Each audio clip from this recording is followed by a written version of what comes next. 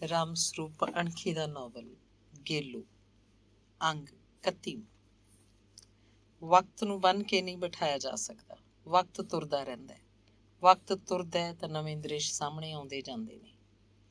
ਵਕਤ ਬੰਦੇ ਦੇ ਜ਼ਖਮੀ ਮਨ ਦੀ ਸੰਜੀਵਨੀ ਮੱਲਮ ਹੈ। ਵਕਤ ਟੋਏ ਭਰ ਦਿੰਦਾ ਹੈ, ਟਿੱਬੇ ਪੱਥਰ ਕਰ ਦਿੰਦਾ ਹੈ। ਮੋੜਾਂ ਵਾਲਾ ਤ੍ਰਿਲੋਚਨ ਤੁਰਦਾ ਫਿਰਦਾ ਆਦਮੀ ਸੀ। ਉਹ ਵਿਚਿੱਤਰ ਦੀਆਂ ਤਰੀਕਾਂ ਦੇ ਸੰਗਰੂਰ ਵੀ ਆਉਂਦਾ ਹੁੰਦਾ। ਇੱਕ ਦਿਨ ਬਖਤੌਰੇ ਨੇ ਉਹਨੂੰ ਪਰੇ ਹੋ ਕੇ ਆਖਿਆ ਸੀ, ਤ੍ਰਿਲੋਚਨਾ, ਇਹ ਬਚਿੱਤਰ ਦੀ ਕਹਾਣੀ ਤਾਂ ਪਤਾ ਨਹੀਂ ਕਿੱਥੇ ਜਾ ਕੇ ਖੜੂਗੀ। ਤੂੰ ਗੇਲੋ ਦਾ ਉੱਧਰ ਹੀ ਨਿਬੇੜ ਦੇ ਕਿਧਰੇ। ਮੈਨੂੰ ਪੁੱਛਣ ਦੀ ਲੋੜ ਨਹੀਂ ਕਿਹੋ ਜਿਹਾ ਮੁੰਡਾ ਹੋਵੇ।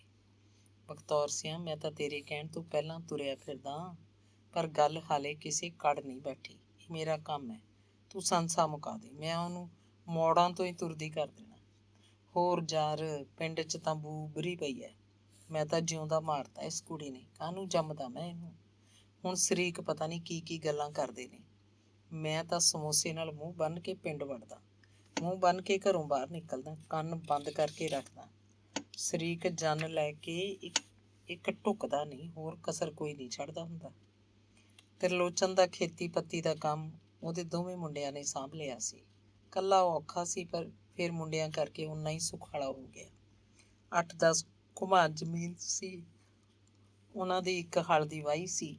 ਮੁੰਡੇ ਵਿਆਹ ਵੀ ਲਏ, ਬਹੂਆਂ ਆਈਆਂ ਹੋਈਆਂ ਸੀ। ਖੇਤੀ ਵਾਲੇ ਘਰਾਂ ਦੀਆਂ ਧੀਆਂ ਸਨ। ਗੇਲੋ ਦੀ ਮਾਮੀ ਵੀ ਜਿਉਂਦੀ ਬੈਠੀ ਸੀ। ਤ੍ਰਿਲੋਚਨ ਫਿਰਦਾ ਤੁਰਦਾ ਰਹਿੰਦਾ, ਪਿੰਡਾਂ 'ਚ ਗੇੜਾ ਰੱਖਦਾ ਤੇ ਸਾਕ ਸਕੀਰੀਆਂ 'ਚ ਆਉਂਦਾ ਜਾਂਦਾ। ਮੁੰਡੇ ਉਹਨੇ ਆਪ ਹੀ ਫਿਰ ਤੁਰ ਕੇ ਵਿਆਹੀ ਸੀ। ਮਾਮੀ ਗੇਲੋ ਨੂੰ ਮੋਹ ਵੀ ਬਹੁਤ ਕਰਦੀ, ਉਹਦੀ ਨਿਗਰਾਨੀ ਵੀ ਪੂਰੀ ਰੱਖਦੀ। ਕੋਠੇ ਜਿੱਡਾ ਕੱਦ ਕੱਢਿਆ ਸੀ ਗੇਲੋ ਨੇ। ਹੱਡਾਂ ਪੈਰਾਂ ਦੀ ਪੂਰੀ ਖੁੱਲੀ, ਘਰ 'ਚ ਇੱਧਰ ਉੱਧਰ ਉੱਠਦੀ ਬੈਠਦੀ, ਕੰਮ ਕਰਦੀ ਤਾਂ ਬਹੂਆਂ ਉਹਦੇ ਵੱਲ ਝਾਕਦੀਆਂ ਰਹਿੰਦੀਆਂ। ਬਹੂਆਂ ਨੂੰ ਚਾਹੇ ਉਹਦਾ ਸਭ ਪਤਾ, ਪਰ ਉਹਨੂੰ ਆਦਰ ਸਤਿਕਾਰ ਨਾਲ ਬੁਲਾਉਂਦੀਆਂ, ਬੀਬੀ ਬੀਬੀ ਕਰਦੀਆਂ, ਜਿਵੇਂ ਉਹ ਤੋਂ ਡਰਦੀਆਂ ਹੋਣ। ਉਹ ਇਹ ਵੀ ਦੇਖਦੀਆਂ ਕਿ ਗੇਲੋ ਕਦੇ ਕਦੇ ਉੱਠਦੀ ਬਹਿੰਦੀ, ਲੰਮਾ ਸਾਹ ਛੱਡ ਜਾਂਦੀ।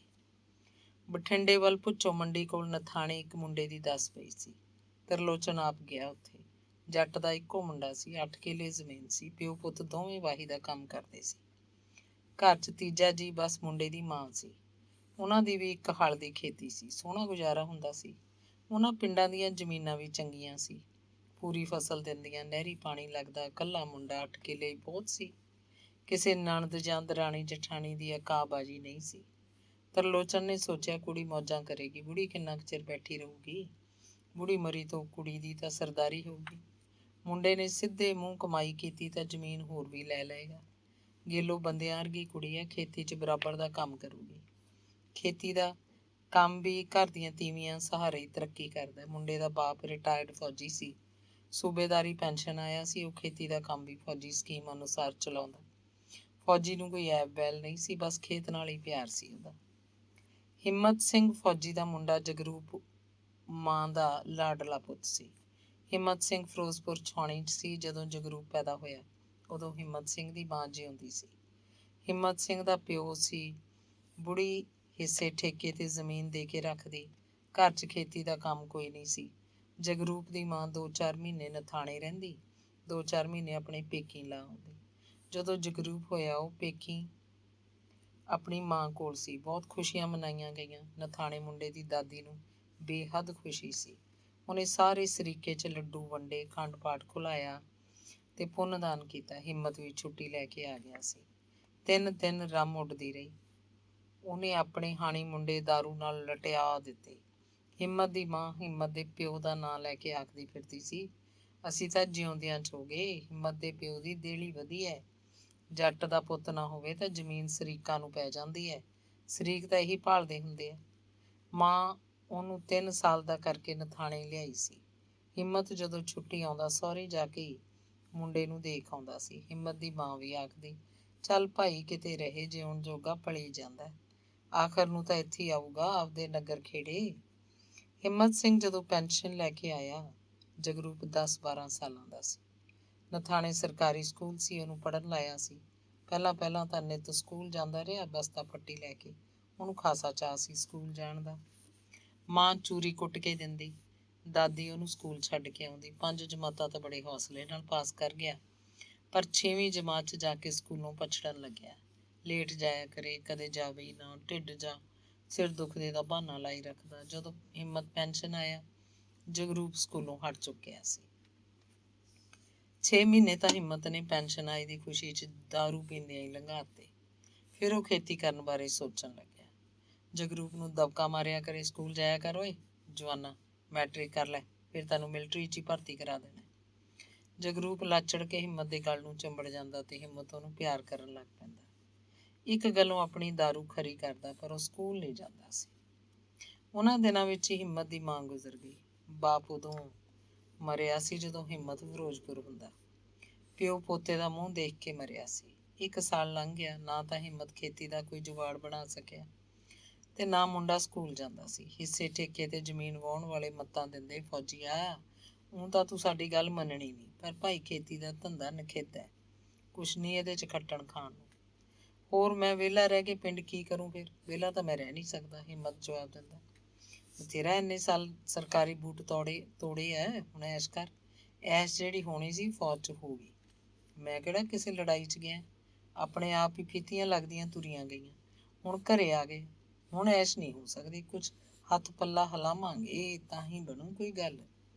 ਜੇ ਤੂੰ ਉੱਥੇ ਐਸ਼ ਕੀਤੀ ਹੈ ਤਾਂ ਹੁਣ ਇੱਥੇ ਖੇਤੀ ਨਹੀਂ ਕਰ ਸਕਦਾ ਤੂੰ, ਤੇਰਾ ਸਰੀਰ ਸੋਹਲ ਹੋ ਗਿਆ। ਉਹ ਫੌਜੀ ਦਾ ਸਰੀਰ ਸੋਹਲ ਨਹੀਂ ਹੁੰਦਾ। ਚੰਗਾ ਫਿਰ ਦੇਖ, ਫਿਰ ਪੰਜੀ ਦਾ ਭੌਣ। ਅਗਲਾ ਫਿਰ ਪਿਓ ਨਾਲ ਲਾਡ ਜਿਹਾ ਕਰਦੇ ਮੁੰਡੇ ਨੂੰ ਆਖਦਾ, ਸਕੂਲ ਜਾਇਆ ਕਰ ਭਾਈ, ਕੋਈ ਅਫਸਰ ਲੱਗ ਜਾਏਗਾ। ਬਾਪੂ ਜੀ ਮੈਂ ਸਕੂਲ ਨਹੀਂ ਜਾਣਾ, ਜਗਰੂਪ ਰੋਣ ਵਰਗਾ ਬੋਲ ਕੱਢਦਾ। ਹੋਰ ਫਿਰ ਕੀ ਕਰੇਂਗਾ? ਅਗਲਾ ਐਵੇਂ ਦਾ ਸਵਾਲ ਕਰਦਾ। ਮੈਂ ਟਰੈਕਟਰ ਚਲਾਇਆ ਕਰੂੰ ਬਾਪੂ ਜੀ। ਲੈ ਵੀ, ਇਹ ਤਾਂ ਸੱਚੀ ਨਹੀਂ ਪੜ੍ਹਦਾ, ਇਹ ਤਾਂ ਹੁਣੇ ਟਰੈਕਟਰ ਦੀ ਸੀਟ ਤੇ ਜਾ ਬੈਠਾ। ਅਗਲਾ ਆਖਦਾ ਤੇ ਉਹਨਾਂ ਕੋਲੋਂ ਖੰਘੂਰਾ ਮਾਰਦਾ ਤੁਰ ਜਾਂਦਾ। ਉਹ ਗਰਮੀ ਦੇ ਦਿਨਾਂ 'ਚ ਆਥਣੇ ਵਿਹੜੇ ਦਾ ਛਿੜਕਾਅ ਕਰਕੇ ਕੁਰਸੀ ਡਾਹੀ ਬੈਠਾ ਲੱਗਦਾ, ਜਿਵੇਂ ਪਟਿਆਲੇ ਵਾਲਾ ਰਾਜਾ ਹੋਵੇ।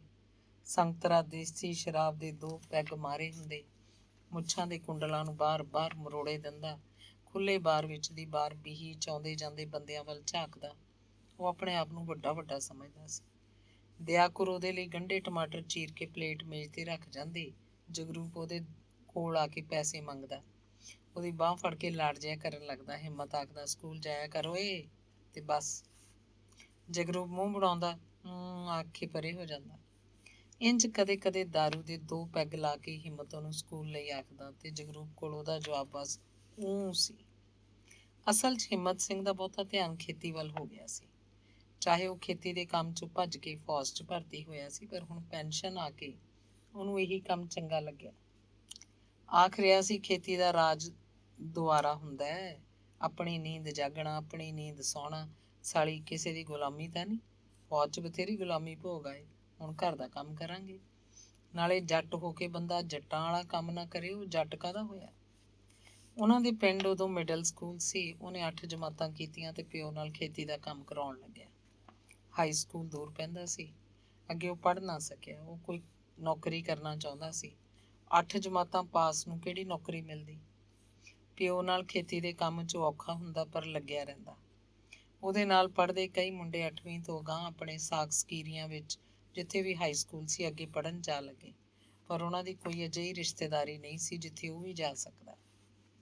ਇੱਕ ਹਲ ਦੀ ਵਾਹੀ ਸੀ, 8 ਕਿੱਲੇ 'ਚ ਟੱਬਰ ਦਾ ਗੁਜ਼ਾਰਾ ਮਸਾਂ ਹੁੰਦਾ। ਹਿੰਮਤ ਨੂੰ ਉਹਦਾ ਪਿਓ ਕੰਮਾਂ ਪਿੱਛੇ ਝਿੜਕਦਾ ਰਹਿੰਦਾ। ਅਸਲ 'ਚ ਤਾਂ ਪਿਓ ਨੂੰ ਵਧੀਆ ਕਿਸਾਨ ਬਣਾਉਣਾ ਚਾਹੁੰਦਾ ਸੀ, ਪਰ ਹਿੰਮਤ ਨੂੰ ਪਿਓ ਦੀਆਂ ਝਿੜਕਾਂ ਬੁਰੀਆਂ ਲੱਗਦੀਆਂ। ਉਹ ਸੋਚਦਾ, ਬਾਪੂ ਮੇਰੇ ਦੇ ਖਾਮਖਾ ਖਿੱਚਦਾ ਰਹਿੰਦਾ, ਕਦੇ ਤਾਂ ਥੱਪੜ ਮਾਰਨ ਤੱਕ ਜਾਂਦਾ।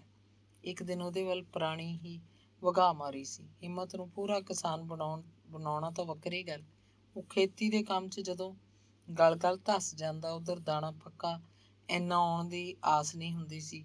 ਬਾਣੀਏ ਦਾ ਕਰਜ਼ਾ ਉਹਦੀਆਂ ਅੱਖਾਂ ਅੱਗੇ ਹਨੇਰਾ ਲੈ ਆਉਂਦਾ। ਫਿਰ ਉਹ ਹਿੰਮਤ ਨੂੰ ਗਾਲਾਂ ਕੱਢਣ ਲੱਗਦਾ ਸੀ। ਬਲਦਾਂ ਦੇ ਪੁਰਾਣੀਆਂ ਮਾਰਦਾ ਜਾਂ ਹਿੰਮਤ ਨੂੰ ਗਾਲਾਂ ਕੱਢਦਾ, ਜਿਵੇਂ ਬਲਦ ਤੇ ਹਿੰਮਤ ਉਹਦੇ ਲਈ ਇੱਕੋ ਚੀਜ਼ ਹੋਵੇ। ਇਹ ਕੋਈ ਜੂਨ ਹੈ ਸਾਲੀ। ਇੱਕ ਦਿਨ ਹਿੰਮਤ ਦੇ ਮਨ 'ਚ ਗੁਬਾਰ ਉੱਠਿਆ ਸੀ ਤੇ ਚੋਰੀਓਂ ਘਰੋਂ ਭੱਜ ਕੇ ਭੁੱਚੋ ਮੰਡੀ ਗਿਆ ਤੇ ਫੌਜ 'ਚ ਭਰਤੀ ਹੋ ਗਿਆ ਸੀ। ਉਸ ਦਿਨ ਉੱਥੇ ਪਸ਼ੂਆਂ ਦੀ ਮੰਡੀ ਵਿੱਚ ਭਰਤੀ ਕਰਨ ਵਾਲੇ ਆਏ ਹੋਏ ਸੀ। ਹਿੰਮਤ ਨੂੰ ਕਿਸੇ ਮੁੰਡੇ ਤੋਂ ਇਸ ਗੱਲ ਦੀ ਸੂਹ ਮਿਲੀ ਸੀ। ਘਰਦਿਆਂ ਨੂੰ ਤਾਂ ਆਥਣੇ ਸੁਨੇਹਾ ਹੀ ਮਿਲਿਆ ਕਿ ਤੁਹਾਡੇ ਹਿੰਮਤ ਨੂੰ ਤਾਂ ਫੌਜੀ ਲੈ ਗਏ। ਖੇਤੀ ਦੇ ਜਿਸ ਔਖੇ ਕੰਮ ਤੋਂ ਭੱਜ ਕੇ ਹਿੰਮਤ ਫੌਜ 'ਚ ਭਰਤੀ ਹੋਇਆ ਸੀ, ਹੁਣ ਸੂਬੇਦਾਰੀ ਪੈਨਸ਼ਨ ਆ ਕੇ ਖੇਤੀ ਵਿੱਚ ਹੀ ਫੇਰ ਪੈਣਾ ਚਾਹੁੰਦਾ ਸੀ। ਮੁੜ ਖੇਤੀ ਕਰਨ ਲਈ ਉਹਦੇ ਕੋਲ 2 ਦਲੀਲਾਂ ਸਨ। ਇੱਕ ਤਾਂ ਇਹ ਕਿ ਉਹਦਾ ਪਿਓ ਤਾਂ ਨਿਰਾ ਕਿਸਾਨ ਸੀ, ਉਹਨੂੰ ਕੋਈ ਹੋਰ ਆਮਦਨ ਨਹੀਂ ਸੀ, ਉਹ ਅਨਪੜ੍ਹ ਸੀ। ਖੇਤੀ ਦੇ ਧੰਦੇ 'ਚ ਪੈਸੇ ਵੀ ਜੇਬ 'ਚ ਰਹਿਣੇ ਚਾਹੀਦੇ ਆ। ਉਹ ਪੈਨਸ਼ਨੀਆ ਹੈ, ਮਹੀਨੇ ਦੇ ਮਹੀਨੇ ਪੈਨਸ਼ਨ ਆਏਗੀ। ਉਹ ਪੜ੍ਹਿਆ ਲਿਖਿਆ ਹੈ, ਖੇਤੀ ਦੇ ਕੰਮ ਨੂੰ ਕਿਸੇ ਹਿਸਾਬ ਨਾਲ ਚਲਾਏਗਾ। ਉਹ ਆਪਣੇ ਪਿਓ ਵਾਂਗ ਅਨਪੜ੍ਹ ਡੰਗਰ ਨਹੀਂ ਹੈ। ਅਨਪੜ੍ਹ ਜੱਟਾਂ ਨੂੰ ਤਾਂ ਆੜ੍ਹਤੀਏ ਹੀ ਰਾਹ ਨਹੀਂ ਦਿੰਦੇ, ਵਾਧੂ ਦਾ ਲੁੱਟ ਖਾਈ ਜਾਂਦੇ ਆ। ਉਹ ਕਿਸੇ ਆੜ੍ਹਤੀਏ ਦੇ ਵੱਸ ਨਹੀਂ ਪਏਗਾ। ਦੂਜਾ ਕਾਰਨ ਸੀ ਖੇਤੀ ਕਰਨ ਦਾ ਉਹਦਾ ਮੁੰਡਾ ਜਗਰੂਪ। ਉਹ 6ਵੀਂ ਜਮਾਤ 'ਚੋਂ ਹਟ ਕੇ ਘਰ ਬਹਿ ਗਿਆ ਸੀ। ਹੁਣ ਤਾਂ ਉਹਦਾ ਸਕੂਲ ਵੱਲ ਮੂੰਹ ਕਰਨ ਨੂੰ ਵੀ ਜੀਅ ਨਹੀਂ ਸੀ ਕਰਦਾ। ਹਿੰਮਤ ਸਿੰਘ ਨੇ ਵਿਉਂਤ ਬਣਾਈ ਕਿ ਪੜ੍ਹਦਾ ਤਾਂ ਦੀਂਦਾ ਨਹੀਂ। ਜੇ ਭਲਾ ਦੱਬੀ ਘੁੱਟੀ 10ਵੀਂ ਕਰ ਵੀ ਗਿਆ ਤਾਂ ਕਿਹੜਾ ਡੀਸੀ ਲੱਗ ਜਾਏਗਾ। ਇੱਥੇ ਹੀ ਕਿਤੇ ਪਿੰਡ 'ਚ ਜਭਾ ਕੇ ਖਾਂਦਾ ਫਿਰੇਗਾ। ਉਹ ਹੁਣ ਚਾਹੇ ਨਿਆਣਾ ਹੈ, ਪਰ ਕੁਝ ਸਾਲਾਂ ਤੱਕ ਹੀ ਗੱਭਰੂ ਬਣ ਜਾਣਾ। ਇਹਨੇ ਤੇ ਖੇਤੀ ਦੇ ਕੰਮ 'ਚ ਉਹਦਾ ਵਧੀਆ ਸਹਾਇਕ ਸਿੱਧ ਹੋਏਗਾ। ਉਹ ਆਪ ਵੀ ਤਾਂ ਅਜੇ ਨਰੋਆ ਪਿਆ। ਫੌਜ ਦੀ ਨੌਕਰੀ ਨੇ ਸਗੋਂ ਉਹਨੂੰ ਹੋਰ ਵੱਧ ਸਖਤ ਜਾਨ ਬਣਾ ਦਿੱਤਾ। ਉਹ ਦੋਵੇਂ ਪਿਓ ਪੁੱਤ ਤਾਂ ਖੇਤੀ ਦੇ ਕੰਮ ਨੂੰ ਅੱਗੇ ਲਾ ਲੈਣਗੇ। ਮਿੱਟੀ 'ਚੋਂ ਸੋਨਾ ਪੈਦਾ ਕਰਿਆ ਕਰਨਗੇ। ਵੱਡਿਆਂ ਦੀ ਕਹਾਵਤ, ਖੇਤੀ ਇੱਕ ਰਸਾਇਣ ਵਿੱਦਿਆ ਹੈ। ਉਹ ਆਪਣੇ ਬਾਪ ਦੇ ਸਾਰੇ ਧੋਣੇ ਧੋ ਦੇਗਾ। ਅੰਗ 32। ਜਦੋਂ ਹਿੰਮਤ ਸਿੰਘ ਪੈਨਸ਼ਨ ਆਇਆ, ਉਹਨਾਂ ਦੀ ਅੱਧੀ ਜ਼ਮੀਨ ਗਹਿਣੇ ਸੀ। ਇਹ ਗਹਿਣੇ ਜ਼ਮੀਨ ਉਹਦੇ ਪਿਓ ਨੇ ਧਰੀ ਸੀ। ਉਹਦੀ ਕਬੀਲਦਾਰੀ ਇੰਨੀ ਖਿੰਡ ਗਈ ਸੀ ਕਿ ਇੱਕ ਵਾਰ ਗਹਿਣੇ ਧਰੀ ਜ਼ਮੀਨ ਮੁੜ ਕੇ ਛੁਡਾ ਨਹੀਂ ਸੀ ਸਕਿਆ, ਸਗੋਂ ਹੋਰ ਰੁਪਏ ਲੈਂਦਾ ਰਹਿੰਦਾ। ਉਹਨੂੰ ਉਮੀਦ ਸੀ ਕਿ ਉਹਦਾ ਪੁੱਤ ਫੌਜ 'ਚੋਂ ਪੈਨਸ਼ਨ ਲੈ ਕੇ ਆਏਗਾ ਤਾਂ ਇਹ ਸਾਰੀ ਜ਼ਮੀਨ ਛੁਡਾ ਲਈ ਜਾਏਗੀ।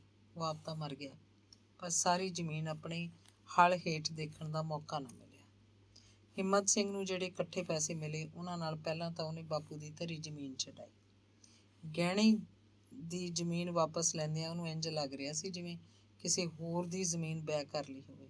ਕਦੇ ਕਦੇ ਭਾਵੁਕ ਹੋ ਜਾਂਦਾ, ਸੋਚਣ ਲੱਗਦਾ ਉਹਦੀ ਇਹ 4 ਕਿੱਲੇ ਜ਼ਮੀਨ ਕੈਦ ਸੀ ਤੇ ਉਹਨੇ ਰਿਸ਼ਵਤ ਦੇ ਕੇ ਜ਼ਮੀਨ ਨੂੰ ਆਜ਼ਾਦ ਕਰਵਾਇਆ ਹੋਵੇ। ਜ਼ਮੀਨ ਆਪਣੇ ਮਾਲਕ ਕੋਲ ਵਾਪਸ ਆ ਕੇ ਸੌਖੇ ਸਾਹ ਲੈਣ ਲੱਗੀ ਸੀ, ਜਿਵੇਂ ਕੋਈ ਲੰਮੀ ਜੇਲ੍ਹ ਕੱਟ ਕੇ ਵਾਪਸ ਆਇਆ, ਆਪਣੇ ਘਰ ਆਇਆ ਹੋਵੇ। ਹੱਥ ਹੇਠਲੀ ਅੱਧੀ ਜ਼ਮੀਨ ਨਾਲੋਂ ਇਹ ਗਹਿਣੇ ਦੀ ਜ਼ਮੀਨ ਵਾਪਸ ਮਿਲੀ ਹਿੰਮਤ ਸਿੰਘ ਨੂੰ ਪਿਆਰੀ ਪਿਆਰੀ ਲੱਗਦੀ। ਫਿਰ ਉਹਨੇ ਪਿੰਡ ਦੇ ਇੱਕ ਸਿਆਣੇ ਬੰਦੇ ਨੂੰ ਨਾਲ ਲੈ ਕੇ ਭੁੱਚੋ ਦੀ ਪਸ਼ੂ ਮੰਡੀ ਤੋਂ 2 ਬਲਦ ਲਿਆਂਦੇ। ਇੱਕ ਵੱਡੇ ਕੱਦਾਂ ਦਾ ਬੱਗਾ ਬਲਦ, ਜੋ ਹਲ ਦੇ ਗੱਡੇ ਦੇ ਕੰਮ ਲਈ ਉਹਨਾਂ ਨੂੰ ਨਰੋਆ ਲੱਗਿਆ।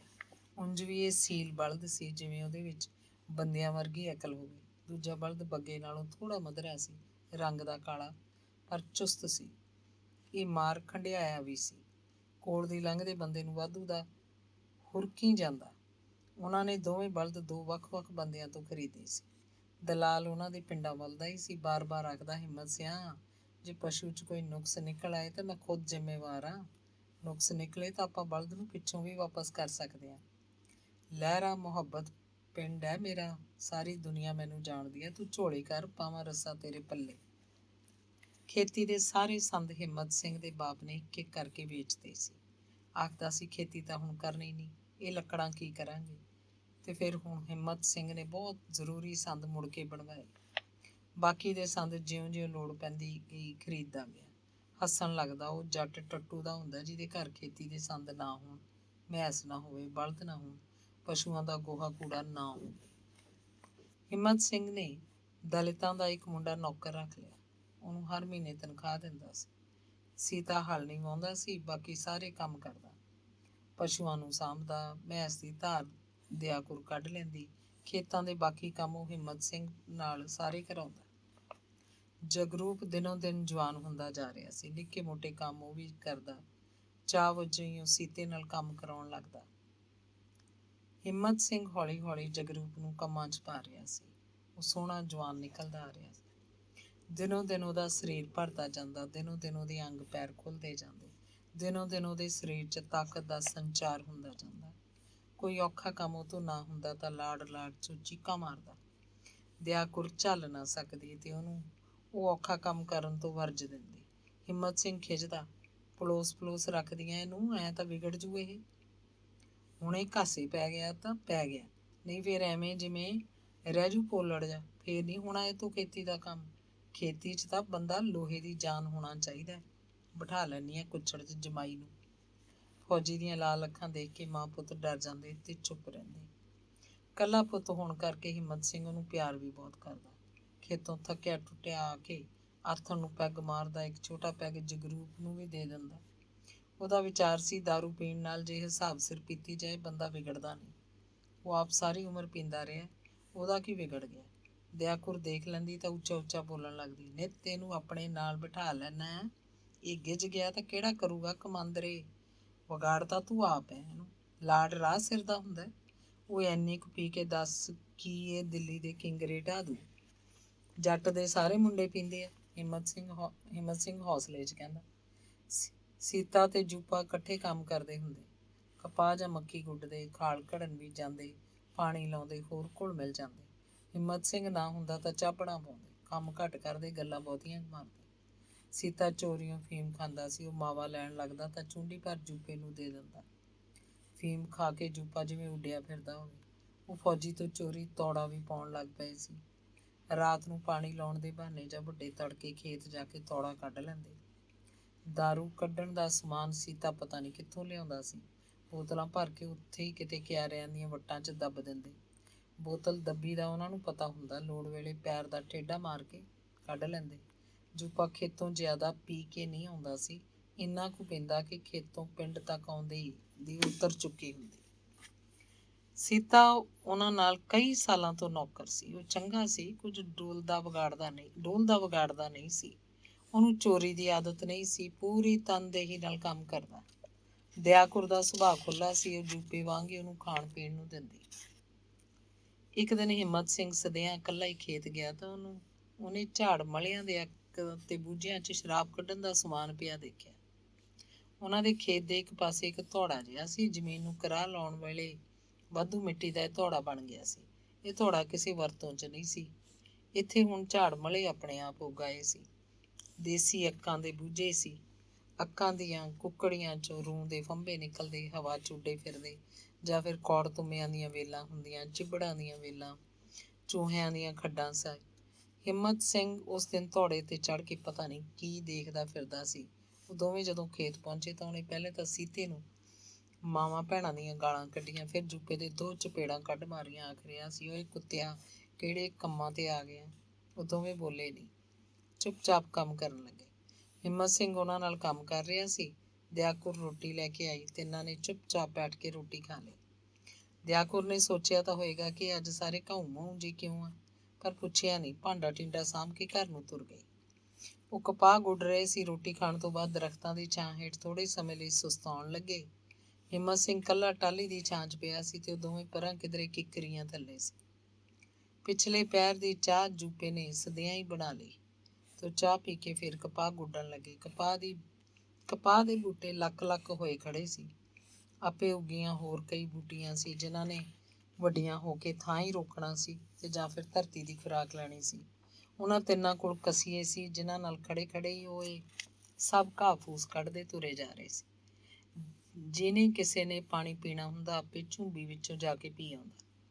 ਸੀਤਾ ਉਹਨਾਂ ਦੇ ਤੌੜੇ ਵਿੱਚੋਂ ਹੀ ਪਾਣੀ ਪੀ ਲੈਂਦਾ ਸੀ ਤੇ ਫੌਜੀ ਨੂੰ ਅਜਿਹਾ ਕੋਈ ਨਿੰਦ ਵਿਚਾਰ ਨਹੀਂ ਸੀ। ਫੌਜ ਵਿੱਚ ਵੀ ਤਾਂ ਉਹ ਸਭ ਜਾਤਾਂ ਧਰਮਾਂ ਦੇ ਲੋਕ ਇਕੱਠੇ ਹੀ ਖਾਂਦੇ ਪੀਂਦੇ ਸੀ। ਜੂਪਾ ਤੇ ਸੀਤਾ ਤਾਂ ਰਹਿੰਦੇ ਹੀ ਭਰਾਵਾਂ ਵਾਂਗ ਸੀ। ਉਹ ਤਾਂ ਦਾਰੂ ਵੀ ਇੱਕੋ ਭਾਂਡੇ 'ਚ ਪੀਂਦੇ। ਉਸ ਦਿਨ ਅਸਮਾਨ ਉੱਤੇ ਕਿਧਰੇ ਬੱਦਲ ਵੀ ਸੀ, ਕਦੇ ਹਵਾ ਦਾ ਠੰਡਾ ਬੁੱਲਾ ਆਉਂਦਾ। 2 ਦਿਨ ਪਹਿਲਾਂ ਖਾਸਾ ਮੀਂਹ ਪੈ ਕੇ ਹਟਿਆ ਸੀ। ਧਰਤੀ ਨਾਲ ਦੀ ਨਾਲ ਪਾਣੀ ਚੂਸਦੀ ਰਹੀ। ਵਾਤਾਵਰਨ 'ਚ ਘੁਲੀ ਹੋਈ ਸੀ ਹਰੀਆਂ ਡਾਹਣੀਆਂ ਦੀ ਮਹਿਕ। ਚਾਹੇ ਮੌਸਮ ਖਾਸਾ ਮਦਦਗਾਰ ਸੀ, ਪਰ ਉਹ ਆਥਣ ਤੱਕ ਥੱਕ ਚੁੱਕੇ ਸੀ। ਸਾਰੀ ਕਪਾਹ ਦੇ ਕੱਖ ਨਿਕਲ ਚੁੱਕੇ ਸੀ। ਸੂਰਜ ਕਾਲੇ ਬੱਦਲਾਂ ਦੀ ਬੁੱਕਲ 'ਚੋਂ ਬਾਹਰ ਹੋ ਕੇ ਆਪਣੀਆਂ ਆਖਰੀ ਚਲਕੋਰਾਂ ਛੱਡ ਰਿਹਾ ਸੀ। ਉਹ ਝੁੰਬੀ ਕੋਲ ਤੌੜੇ ਦਾ ਠੰਡਾ ਪਾਣੀ ਪੀਣ ਬੈਠੇ ਤਾਂ ਮੁੰਡਿਆਂ ਨੇ ਦੇਖਿਆ ਬੁੜੇ ਦਾ ਚਿਹਰਾ ਸ਼ਾਂਤ ਹੈ। ਉਹ ਸੋਚ ਰਿਹਾ ਸੀ, ਜੱਟਾਂ ਦੇ ਸਾਰੇ ਮੁੰਡੇ ਦਾਰੂ ਪੀਂਦੇ ਆ, ਘਰ ਦੀ ਕੱਢ ਕੇ ਪੀਂਦੇ ਆ, ਜੇ ਇਹਨਾਂ ਨੇ ਕੱਢ ਲਈ ਤਾਂ ਕੀ ਲੋੜਾ ਆ ਗਿਆ। ਉਹਨੇ ਮੁੰਡਿਆਂ ਦੀ ਐਵੇਂ ਘੂਰ ਘੱਪ ਕੀਤੀ। ਉਹਦਾ ਮਨ ਕਿਸੇ ਉਦਰੇਵੇਂ ਨਾਲ ਭਰਨ ਲੱਗਿਆ। ਦੋਵਾਂ ਨੇ ਅੱਜ ਕਿੰਨਾ ਕੰਮ ਕੀਤਾ। ਉਹਦੇ ਅੰਦਰੋਂ ਮੋਹ ਦੀਆਂ ਤਰੰਗਾਂ ਫੁੱਟਣ ਲੱਗੀਆਂ। ਹੌਲੀ ਦੇ ਕੇ ਬੋਲਿਆ, ਸੀਤਿਆ, ਲਿਆ ਦਿਖਾ ਓਏ, ਕਹੀ ਜੀ ਕੱਢੀ ਆ, ਪੀ ਕੇ ਦੇਖੀ। ਸੀਤੇ ਦੀਆਂ ਅੱਖਾਂ 'ਚ ਚਮਕ ਆਈ ਤੇ ਉਹ ਕਿੱਕਰੀਆਂ ਦੇ ਝੁੰਡ ਵੱਲ ਭੱਜਿਆ ਗਿਆ। ਉੱਥੇ ਕਿਤੇ ਉਹਨਾਂ ਦੀ ਬੋਤਲ ਮਿੱਟੀ 'ਚ ਦੱਬ ਕੇ ਰੱਖੀ ਸੀ। ਉਨੀ ਤੇਜ਼ੀ ਨਾਲ ਉਹ ਭੱਜਿਆ ਆਇਆ। ਹਿੰਮਤ ਸਿੰਘ ਅੱਗੇ ਬੋਤਲ ਲਿਆ ਰੱਖੀ। ਕੀ ਪਾਇਆ ਸੀ ਉਹ ਇਹਦੇ 'ਚ? ਹਿੰਮਤ ਸਿੰਘ ਨੇ ਬੋਤਲ ਦਾ ਢੱਕਣ ਘੁਮਾਇਆ। ਕਿੱਕਰ ਦਾ ਸੱਕ, ਗੁੜ, ਬਸ, ਹੋਰ ਕੁਛ ਨਹੀਂ ਚਾਚਾ। ਸੀਤਾ ਜਿਵੇਂ ਹੌਲਾ ਫੁੱਲ ਹੋਇਆ ਬੈਠਾ ਹੋਵੇ। ਕੌਲੀ 'ਚ ਥੋੜ੍ਹੀ ਜਿਹੀ ਪਾ ਕੇ ਫਿਰ ਪਾਣੀ ਮਿਲਾ ਕੇ ਫੌਜੀ ਨੇ ਇੱਕ ਘੁੱਟ ਭਰੀ, ਫਿਰ ਸਾਰੀ ਪੀ ਗਿਆ। ਬੋਲਿਆ, ਚੰਗੀ ਹੈ। ਸੀਤਾ ਹੱਸਿਆ। ਜੂਪੇ ਦੀਆਂ ਅੱਖਾਂ ਵੀ ਖਿੜ ਉੱਠੀਆਂ, ਪਰ ਉਹ ਅਜੇ ਵੀ ਡਰਿਆ ਡਰਿਆ ਬੈਠਾ ਸੀ। ਫੌਜੀ ਉਹਦੇ ਵੱਲ ਮੋਹ ਨਾਲ ਝਾਕਿਆ। ਫੌਜੀ ਨੇ ਇੱਕ ਕੌਲੀ ਹੋਰ ਪੀਤੀ। ਖੱਬੇ ਹੱਥ 'ਚ ਦੁੱਧ ਵਾਲਾ ਖਾਲੀ ਡੋਲੂ ਤੇ ਸੱਜੇ ਮੋਢੇ ਤੇ ਕੱਸੀਆਂ ਧਰ ਕੇ ਪਿੰਡ ਨੂੰ ਤੁਰਨ ਲੱਗਿਆ। ਬੋਲਿਆ, ਮੁੰਡਿਓ, ਬਚਾ ਰੱਖਿਆ ਕਰੋ ਓਏ। ਹਿੰਮਤ ਸਿੰਘ ਨੂੰ ਜਦੋਂ ਸਰੂਰ ਚੜ੍ਹਿਆ, ਉਹ ਤੁਰਿਆ ਜਾਂਦਾ ਸੋਚਣ ਲੱਗਿਆ, ਠੇਕੇ ਦੀ ਤੇ ਕਾਹਨੂੰ ਐਵੇਂ ਪੈਸੇ ਪੱਟਦੇ ਆ, ਦਿੰਦੇ ਵੀ ਸਾਲੇ ਮਿਲਾਵਟ ਵਾਲੇ ਨੇ। ਆਹ ਮੁੰਡਿਆਂ ਦੀ ਕੱਢੀ ਤਾਂ ਵਿਸਕੀ ਨੂੰ ਮਾਤ ਪਾਈ ਜਾਂਦੀ ਹੈ। ਸਾਰਾ ਪਿੰਡ ਕੱਢ ਕੱਢ ਪੀਂਦਾ, ਜੇ ਕੱਢਦੇ ਨੇ ਤਾਂ ਕੀ ਹੈ। ਤੇ ਉਧਰ ਜੂਪੇ ਨੇ ਪਿੰਡ ਨੂੰ ਲੈ ਕੇ ਜਾਣ ਵਾਲਾ ਛਿੱਛ ਪੱਤ ਸਾਂਭਿਆ। ਫਿਰ ਤੌੜੇ ਦਾ ਠੰਡਾ ਪਾਣੀ ਲੈ ਕੇ ਬੋਤਲ ਕੋਲ ਬੈਠ ਗਏ। ਜੂਪੇ ਨੇ ਬੋਤਲ ਅੱਖਾਂ ਕੋਲ ਲਿਜਾ ਕੇ ਦੇਖੀ ਤੇ ਬੋਲਿਆ, ਖਾਸੀ ਪੀ ਗਿਆ ਬਾਪੂ ਤਾਂ।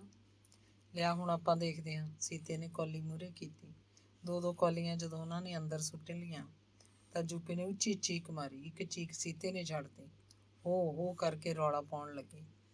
ਉਹ ਆਪਣੇ ਅੰਦਰਲਾ ਗੁਬਾਰ ਕੱਢ ਰਹੇ ਸੀ। ਫੌਜੀ ਨੇ ਜਿਹੜੀ ਝਿੜਕ ਝੰਬ ਕੀਤੀ ਸੀ, ਚੀਕਾਂ ਮਾਰ ਮਾਰ ਉਹਨਾਂ ਨੇ ਉਹਨੂੰ ਪਾਣੀ ਦੀ ਜਿਲਬ ਵਾਂਗ ਪਰਾਂ ਧੋ ਸੁੱਟਿਆ। ਉਹਨਾਂ ਦੀਆਂ ਆਵਾਜ਼ਾਂ ਨਾਲ ਕਪਾਹ ਦਾ ਬੂਟਾ ਬੂਟਾ ਕੰਨ ਖੜੀ ਕਰੀ ਬੈਠਾ ਸੀ। ਪੱਛਮ ਦੀ ਦੁਮੇਲ 'ਚ ਸੂਰਜ ਕਦੋਂ ਦਾ ਗਾਇਬ ਸੀ, ਪਰ ਉਹਦਾ ਬਾਕੀ ਦਾ ਚਾਨਣ ਧਰਤੀ ਉੱਤੇ ਅਜੇ ਵੀ ਕਾਇਮ ਸੀ। ਸਭ ਕੁਝ ਨੰਗਾ ਚਿੱਟਾ ਦਿਸ ਰਿਹਾ ਸੀ। ਅੰਗ 33ਵਾਂ। ਮੱਕੀਆਂ, ਕਪਾਹਾਂ ਤੇ ਨਰਮਾ ਬੀਜਣਾ ਲੋਕ ਛੱਡਦੇ ਜਾ ਰਹੇ ਸਨ। ਝੋਨੇ ਦਾ ਰੁਝਾਨ ਦਿਨੋਂ ਦਿਨ ਵੱਧ ਰਿਹਾ ਸੀ। ਝੋਨੇ ਦੀ ਬਿਜਾਈ ਵੇਲੇ ਬਸ ਥੋੜ੍ਹਾ ਔਖਾ ਹੋਣਾ ਪੈਂਦਾ, ਫਿਰ ਤਾਂ ਪਾਣੀ ਦੀ ਕਰਾਮਾਤ ਰਹਿ ਜਾਂਦੀ। ਝੋਨਾ ਪਾਣੀ ਬਹੁਤ ਮੰਗਦਾ ਸੀ। ਵੱਡੇ ਖੇਤਾਂ ਦਾ ਇਹ ਹਾਲ ਸੀ ਕਿ ਇੱਕ ਪਾਸਿਓਂ ਕਿਸਾਨ ਪਾਣੀ ਬੰਦ ਕਰਦਾ, ਦੂਜੇ ਪਾਸੇ ਪਾਣੀ ਫੇਰ ਸ਼ੁਰੂ ਹੋ ਜਾਂਦਾ। ਪਾਣੀਆਂ ਦੀ ਗਿਣਤੀ ਕੋਈ ਨਹੀਂ ਸੀ, ਪਰ ਝੋਨੇ ਦੀ ਫਸਲ ਨਿਕਲਦੀ ਤਾਂ ਪੈਸਿਆਂ ਦੇ ਢੇਰ ਲੱਗ ਜਾਂਦੇ। ਜਿਵੇਂ ਝੋਨੇ ਨੂੰ ਪਾਣੀਆਂ ਦੀ ਕੋਈ ਗਿਣਤੀ ਨਹੀਂ ਹੁੰਦੀ ਸੀ, ਉਵੇਂ ਝੋਨੇ ਦੀ ਵੱਟਤ ਵੇਲੇ ਪੈਸਿਆਂ ਦੀ ਕੋਈ ਗਿਣਤੀ ਨਹੀਂ ਸੀ। ਝੋਨਾ ਆਇਆ ਤਾਂ ਪਿੰਡ 'ਚ ਟਰੈਕਟਰਾਂ ਦੀ ਗਿਣਤੀ ਵਧਣ ਲੱਗੀ। ਝੋਨਾ ਆਇਆ ਤਾਂ ਪਿੰਡ 'ਚ ਬਿਹਾਰੀ ਮਜ਼ਦੂਰਾਂ ਦੀ ਗਿਣਤੀ ਵਧਣ ਲੱਗੀ। ਝੋਨੇ ਦੇ ਨਾਲ ਹੀ ਭੁੱਕੀ ਆ ਗਈ, ਜਰਦੇ ਦੀਆਂ ਪੁੜੀਆਂ ਆ ਗਈਆਂ, ਫੀਮ ਤਾਂ ਪਹਿਲਾਂ ਹੀ ਸੀ, ਹੋਰ ਬਹੁਤ ਕੁਝ ਆ ਗਿਆ ਜਿਹਨੂੰ ਖਾ ਕੇ ਬੰਦਾ ਹਵਾ 'ਚ ਉੱਡਦਾ ਫਿਰਦਾ। ਕੰਮ ਦੂਣਾ ਹੁੰਦਾ, ਦੁੱਧ ਘਿਓ ਦੀ ਕੋਈ ਲੋੜ ਨਹੀਂ ਰਹਿ ਗਈ ਸੀ। ਨਥਾਣਾ ਵੱਡਾ ਪਿੰਡ ਸੀ। ਪਿੰਡ ਦੀਆਂ ਦੋ ਵੱਡੀਆਂ ਪੱਤੀਆਂ ਸੀ, ਫੱਤਾ ਪੱਤੀ ਤੇ ਜਗਤਾ ਪੱਤੀ। ਦੋਵੇਂ ਪੱਤੀਆਂ 'ਚ ਰਲਾ ਮਿਲਾ ਕੇ 20 ਟਰੈਕਟਰ ਆ ਚੁੱਕੇ ਸੀ। ਕੁਝ ਟਰੈਕਟਰ ਵੱਡੇ ਘਰਾਂ ਨੇ ਅੰਦਰੋਂ ਪੈਸੇ ਕੱਢ ਕੇ ਲਿਆਂਦੇ, ਬਾਕੀ ਸਾਰੇ ਟਰੈਕਟਰ ਕੰਪਨੀਆਂ ਨੇ ਜੱਟਾਂ ਨੂੰ ਛਮਾਈ ਕਿਸ਼ਤਾਂ ਤੇ ਦਿੱਤੇ ਸੀ।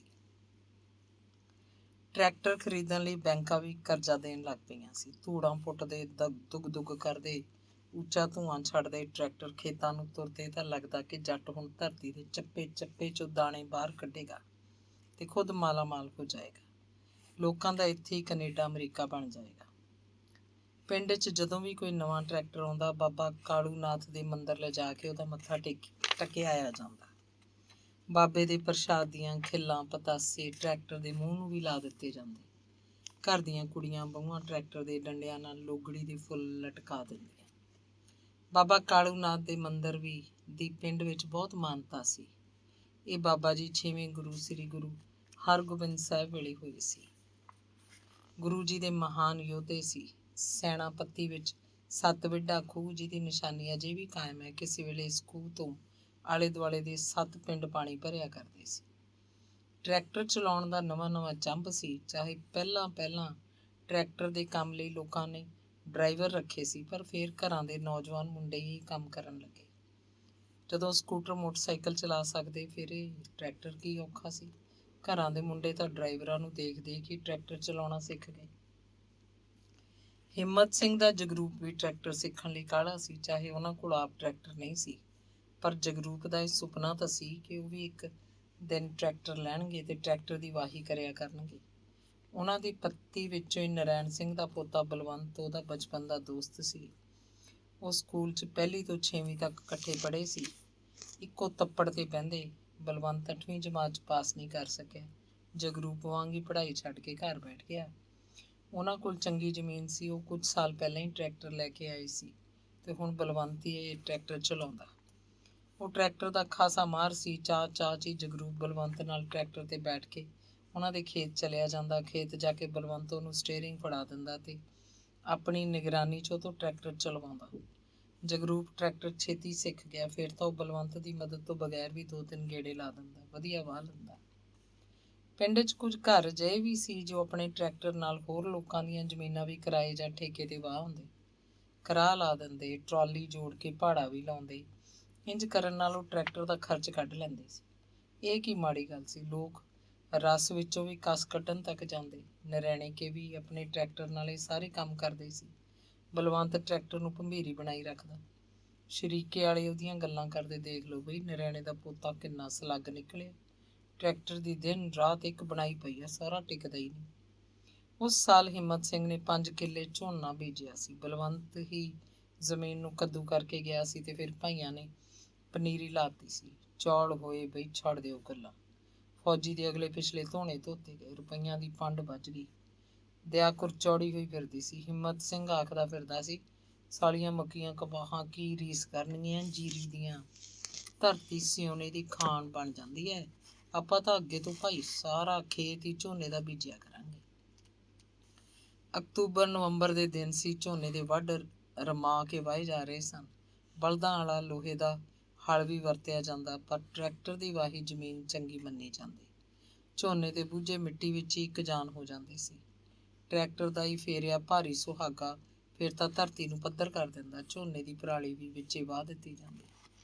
ਝੋਨੇ ਦੇ ਵੱਢ ਨੂੰ ਲਾਈ ਅੱਗ ਵੀ ਕਾਫੀ ਹਲਕਾ ਕਰ ਦਿੰਦੀ ਸੀ ਖੇਤ ਦੀ ਮਿੱਟੀ ਨੂੰ, ਪਰ ਸਮਝਿਆ ਜਾਂਦਾ ਕਿ ਝੋਨੇ ਦਾ ਬਾਕੀ ਬਚਿਆ ਸਭ ਕੁਝ ਜੇ ਮਿੱਟੀ ਵਿੱਚ ਹੀ ਮਿਲ ਜਾਏ ਤਾਂ ਚੰਗੀ ਖਾਦ ਦਾ ਕੰਮ ਕਰਦਾ ਹੈ।